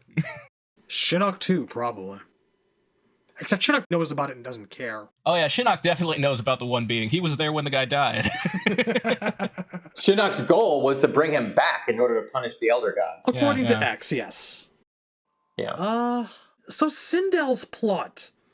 Her and Jade in this entire quest for information about the Kami Dogu, which culminates in her ending, is just... We've talked about this, you and I, Razor. It is just so frustrating to me because it's just this really interesting, fascinating, fun little road trip her and Jade get to take, and it makes them seem so important to the story that they're going to have a huge part to play. And it's actually unlike a lot of former MK stories because it just goes nowhere. None of it actually appears to be canon, or almost none of it. Yeah. According to Sindel's ending, they find Onaga's original sarcophagus with his original body still inside of it. Well, let me read it out, because there's some interesting bits in here. Okay. One thing I want to point out is Sindel's ending is the only one in the game that has 3 pictures. Everybody else has 2. The first picture has Sindel reading some magic writing. They're in the Lost Tomb, Onaga's crypt from Deadly Alliance. And Sindel's reading some... It's an ancient Edenian language. Yeah, some writing on the pillars while Jade is, like, guarding her. And Onaga and Brainwash Katana are, like, coming in the room. They're in the background, coming towards them. So the text says, although Onaga had returned from the dead... Oh, wait a minute. Before you read it, can you do it in Shujinko's voice? I can. Although Onaga had returned from the dead, he did not re-inhabit his original body. This is great. I can't keep that up the whole time. No. Keep going. You're doing great. Sindel and Jade found his sarcophagus opened. His body remained, but the armor was missing. Strangely, The hieroglyphics in his tomb were similar to an ancient Edenian language. She discovered an incantation, inscribed by Onaga's holy men, that was intended to transport his soul back into its original body. As she was memorizing the spell, Onaga emerged from the shadows. Onaga could have defeated both Jade and Sindel, but instead he took sadistic pleasure in unleashing Kitana against them. He was a fool. Jade held off Kitana while Sindel thrust her Quan Dao into the heart of the corpse. As she screamed the ancient incantation, Onaga's soul leapt from Reptile's body into its intended vessel. The corpse came to life and cried in agony as the Quan Dao prevented its heart from reforming. Sindel held the blade firmly in place as Onaga returned to the cold sleep of death. With the Dragon King defeated, the realms were safe, and Sindel's daughter, Kitana, was free from his spell. May Edenia know peace once more. Bravo. Quite good. Thank you. So the second picture has Jade fighting Kitana in the background, like popping her up with an uppercut. And in the foreground, Sindel is stabbing the body in the coffin while Onaga's soul is being sucked out of him into that body. And then the third picture is Sindel and Kitana hugging while Jade looks on. And in the back, Reptile is lying knocked out on the floor. It was Tuesday. So this is cool. This is cool because this explains how Reptile comes back in Armageddon. Now, presumably this ending doesn't happen, but a form of it probably does. Oh yeah. So we'll get into that in a minute, but I do want to talk about, because you pointed out that the writing in Onaga's Outworld Tomb, they specifically say that it's similar to an ancient Edenian language.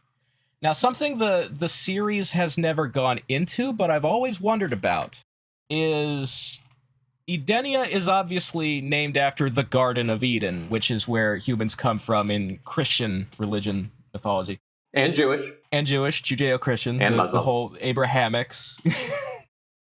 So I always wondered if they intended to imply here that some version of that is also the case in the Mortal Kombat universe. Like maybe all of the humans in the realms, like the reason so many realms have humans in them, is because they were all originally ancient Edenians and they all immigrated out. All the magical writing that's in the 3D era all kind of looks like the same alphabet runes. There's the ones Quan Chi finds on the rune stone, and then there's the ones that are on like the soul stones in Netherrealm, like Ermac needs to recharge from in Conquest. And I think there's some in Reiko's War Room in Armageddon. There's some in the Chamber of Secrets or whatever it's called, the artifact room in Deception with like the orange glass floor. And I want to say that even in the Mortal Kombat 3 temple background, you see a little bit of this. Oh yeah, there is some in the church, yeah. Oh my god, we never even discussed that, the MK3 temple. We all kind of assumed growing up, Razor, I know you and I did, we always assumed that the temple was where Sindel had been brought back to life, and I think we've covered this in prior episodes on Kitana and whatnot. As a matter of needing a backdrop for the event to happen, it's sort of a point of contention I have with Mortal Kombat 9, where in 9 they use the church as the good guys' hideout. Despite the fact that there's a zombie being raised from the dead by a necromancer running around back there. Whenever you go into the fights, there's a shadow priest raising the dead there. Not a wholesome So it's not area. really what I would call a safe space. Yeah. It feels very much like the church is supposed to be the place where you would actually bring Sindel back. And like Jade's Desert was sort of the wrong choice there. They mixed things up because they didn't have the time or resources to make a stage where Nightwolf and the heroes could really use as their base, like someplace on his reservation. Which is kind of, it's kind of logical. Yeah, they just kind of screwed up what the role of the church is in story mode. To be honest, I always imagined the church as this place that Shao Kahn sort of had to invade. He had to go after Earth's holy locations and desecrate them in order to seize power for himself. Yeah, but like, you look at the original church background and there are stained glass windows depicting Shao Kahn. Right. And I always figured that was as a result of his magic and him taking over. Like, yes, this is no longer a holy site for your gods. this is now a place devoted to worshiping me. The other thing is there's an MK Gold version of the church where the stained glass windows show Shinnok and all of the members of his team, like Reiko and Quan Chi and Scorpion. Don't think about it. Somebody had just DM'd me the textures from MK Gold of the stained glass windows, and it's really cool to see them, without any other background stuff in there, just literally the exact textures. So I'll tell you, everybody, you can see. You'll see Shao Kahn, Goro, Scorpion, Reptile, Reiko, Quan Chi, and Shinnok. Now, in-game, it's very hard to make out all these details, but it's very clear when you see the textures that there's a lot more going on that the average gamer will never see. And I will DM it to you. I was about to ask. Yeah, I'd love to see that. If you take a look at your Discord, I'm already on it, guys. Those are nice, because the other thing is, like, the top of each window also has, like, a logo. Mm-hmm. Like, above Shinnok, they did his amulet. Above Quan Chi is a yin-yang. Reiko has the Brotherhood logo. Reptile has, like, a lizard eye, like in his own stage. Scorpion has a skull. Shao Kahn, whose stained glass image looks kind of like it was made out of a screenshot from Annihilation, by the way. Oh, wow. Oh yeah, that's Brian Thompson. Yeah. Holy God. Anyway, the logo above him is the MK Dragon. Facing left. The one above Goro is like, I don't know, it kind of looks like the symbol for chaos from Warhammer. It's like 8 directional points going out in different ways. Feels like they could have done the Shokan logo or something there instead. Yeah, I mean, they already had a good kind of Shokan-like sketch worked out that represented them. But other than that, I thought this was really cool. Yeah, that's really interesting. But yeah, the point is that the church is clearly like a place that has been seized by the forces of evil. Brian Thompson, Shao Kahn's an But official going back to what I was game. saying about the ancient magical writing that appears on all of these stages, some of the stages have backstories about how some of those locations and that writing, like on Quan Chi's runestone, those are the magical language of what they call the first sorcerers, or the mystics. And these are people who built the nexus and the portals for the elder gods. And then Shinnok also had them secretly build his big amulet portals that the amulet controls in Deadly Alliance. And the first sorcerers currently live in the Netherrealm and built the capital city of Nekros, where Shujinko arrives when he first gets there in conquest mode. But I always wondered if maybe these first sorcerers, the name implies that they're the first to cross between realms. They live in the Netherrealm now, but what if they were originally Edenians? And that's why this language is all over different realms and not just in Edenia. The first sorcerers were hired by the elder gods in order to construct interdimensional portals. Yeah. So wherever they're from originally, it does make sense that a language would get scattered across the realms.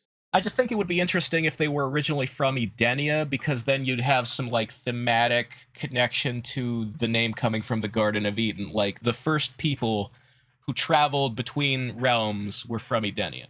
I think that would be, like, a cool detail, and I wonder if that's something they were trying to imply in this ending, when they said that Sindel recognized this language as Edenian. Kind of like the progenitors on Star Trek. Yeah, maybe. Something like that, yeah. If you ever wondered why all of the people in all of the realms, or in Star Trek's case, all the alien worlds, tend to be bipeds and tend to look like humans for the most part, well, it's because the progenitors actually were. And every other race you see is sort of a deviation from that basic design. There was an episode of The Next Generation where Picard went on this archaeology adventure and found out that humans, Vulcans, Klingons, and Romulans, and other races that all kind of look the same actually share a common ancestor across the stars, yeah. And everyone walked away disappointed. Yeah, exactly. But yeah, so this ending doesn't come true. What actually canonically happens, as revealed by Armageddon, is a combination of Shujinko's ending and Nightwolf's ending, where Shujinko kind of assembled every character in the game so that he could copy all their powers at once and beat Onaga up and, like, smash the Kamidogus to prevent Onaga from having his invincibility buff and becoming the one being. You know, it's a shame. With how hard this game goes out of its way to give Sindel and Jade this little road trip of theirs and make them really important to the story, you know? It is a shame that, like, Armageddon, I mean, of course, Armageddon didn't wrap up very much at all, but it would have been nice to actually get some sort of nod to at least them going on this journey and maybe transmitting some information to Shujinko, something. Yeah, like, the thing is, it's a really cool ending, and it's a shame that it doesn't really carry forward, but there are a lot of elements of it that are still relevant. Like, in Shujinko's arcade ending, he kills Onaga. But what actually happens, according to Armageddon, is that before he can kill Onaga, Nightwolf does what happens in his ending, which is he travels to the Netherrealm, and he sucks Onaga's soul out of Reptile into the Netherrealm, and then binds it to, like, a magical pattern he drew in the ground. Nightwolf had done this ritual to absorb the sins of all the members of his native tribe. Yes, the classic Sin Eater ritual. Yeah. So, by default, Nightwolf cannot get into the Netherrealm. He's too much of a good person. So he had to do this in order to travel there. And then once he's there, he's able to transfer all of that sin energy onto Onaga to, like, weigh him down and chain him to the Netherrealm. And then instantly, his soul is purged. Yeah. So Nightwolf gets kicked out back to Earthrealm. His soul is trapped in the Netherrealm. And instead of dying, Reptile is free, which is kind of what happens to Reptile at the end of Sindel's ending. So that much, at least, carries over. That element, yes. And, and it kind of seemed to me that Sindel's and Nightwolf's endings were both sort of happening at the same time, roughly, and that in the canon, Nightwolf just finished a little bit before. But either way, something was going to happen to Onaga. Yeah. Nightwolf kind of pulled his off before Shujinko could kill Onaga, and the main reason that it happened that way was so that Reptile wouldn't be dead. Right. So they had to explain how Reptile and Onaga are now two separate playable characters. Yeah. Okay, so I think we pretty much covered Deception, and it's probably a good idea to go forward to Armageddon. So I will say that for Armageddon, Sindel was one of the characters that didn't have a bio, and that sucks. But we did get a glimpse into Katana's bio, in that we found out why the Edenians are so long-lived, and it turns out that Edenians are more or less the direct descendants of the gods. Yeah. So, Argus likes to sleep around with the mortal women and has a bunch of half-god sons. That kind of thing used to happen all the time way back in Edenia's past. So every Edenian is a little bit of a demigod, and that's why they live so long. Back when the word demigod meant something. Yeah, when, you had people actually looking at words in the dictionary instead of making up their own definitions. But yeah, like, it's the biggest shame, I think, of the story of Armageddon is that the main threat is happening in Edenia, but none of the Edenian characters really got a bio. Except for Rain, but he don't care. Katana pops up in Nightwolf's bio to explain what she's been doing, which is that ever since the ghost of Liu Kang came back in Deception, he's been tethered to her in order to prevent him from moving on to the afterlife. And Katana comes to Nightwolf for help restoring him. So that's sort of what they're working towards, hoping to accomplish, is to get the soul and the zombie back together so that Liu Kang can be alive again. And it seems like the fact that she's so preoccupied with that the game doesn't have room to address how any of these characters feel about Taven and Dagon and Blaze and the Pyramid and the end of the world happening in their realm. I feel like it's a bit of a narrative problem that we don't get to see, like, how Katana and Sindel and Jade feel about that. I presume they ran out of time in development. Well, we know they ran out of time in development. Yeah, there's some... The game was the rushed. Shirai Ryu village. They're always in a rush, and this time there was a lot of cut so much to work content, with. and the last stage where you fight Scorpion takes place in Edenia, but none of the Edenians show up, only Scorpion does. So, like, it definitely feels like if they had more time, they should have had Taven run into Sindel and Katana and Jade and just didn't have room for it. I don't know. I would have prioritized that a little bit over some of the other characters that they run into. Like, the first level spends an awful lot of time on the Black Dragon Gang, and we didn't necessarily need to. You didn't want to catch up with our friends Kira and Cobra?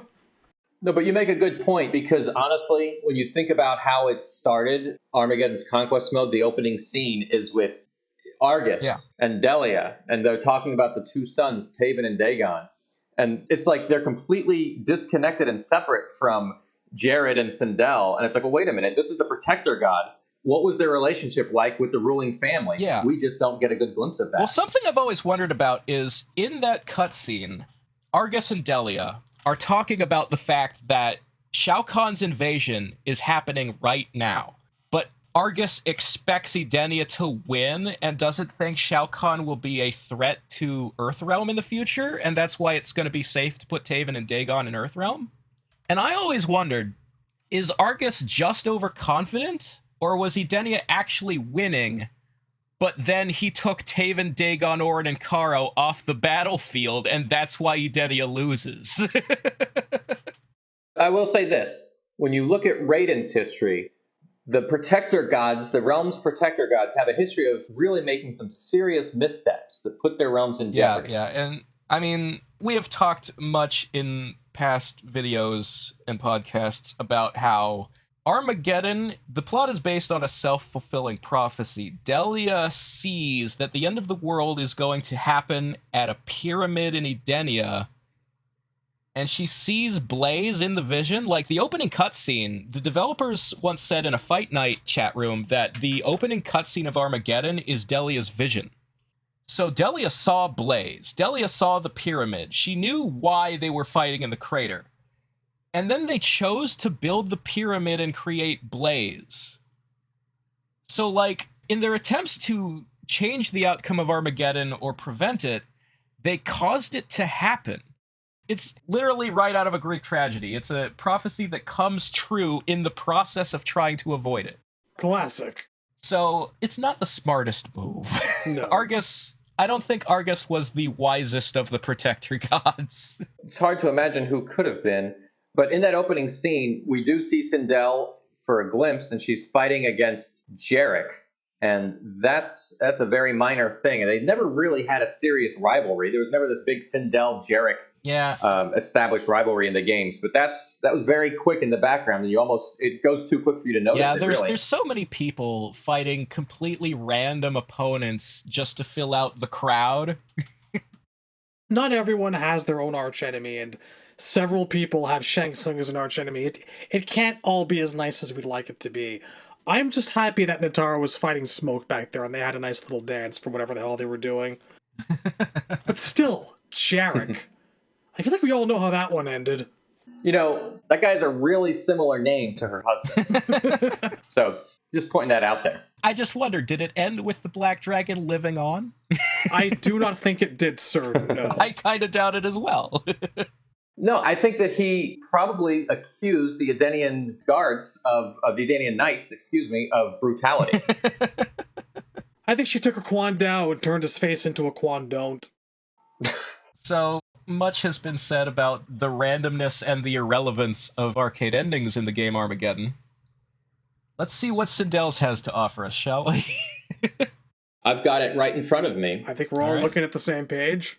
With the power of a god coursing through her, Sindel chose to undo the murder of her husband, Jared, at the hands of Shao Kahn.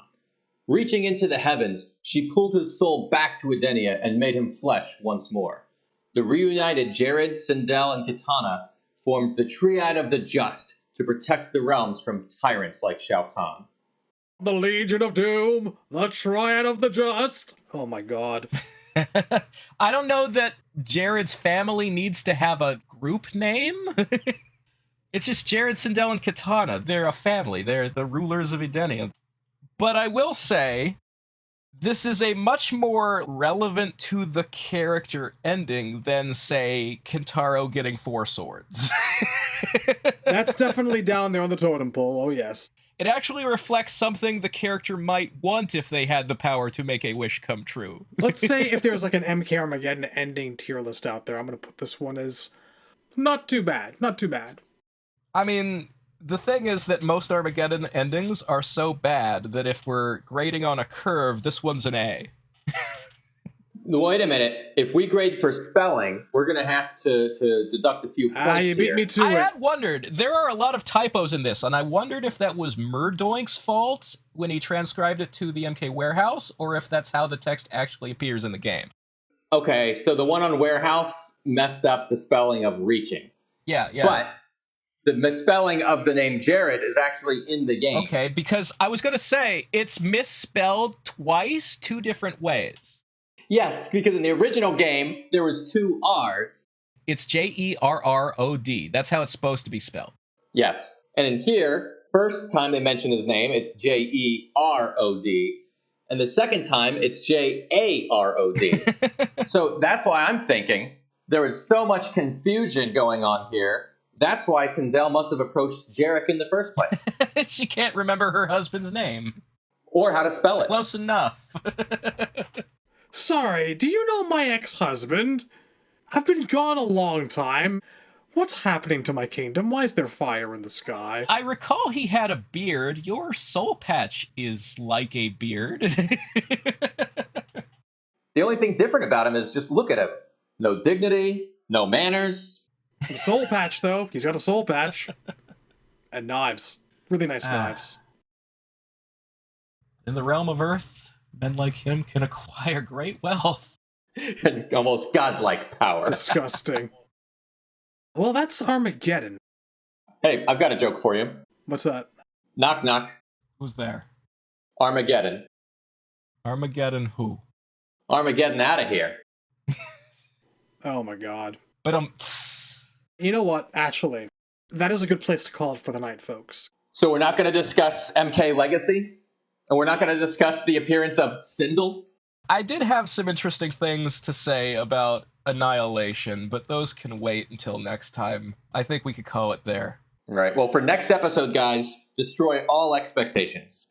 We're going to end the episode anticlimactically by just cutting to black the same way that the timeline did.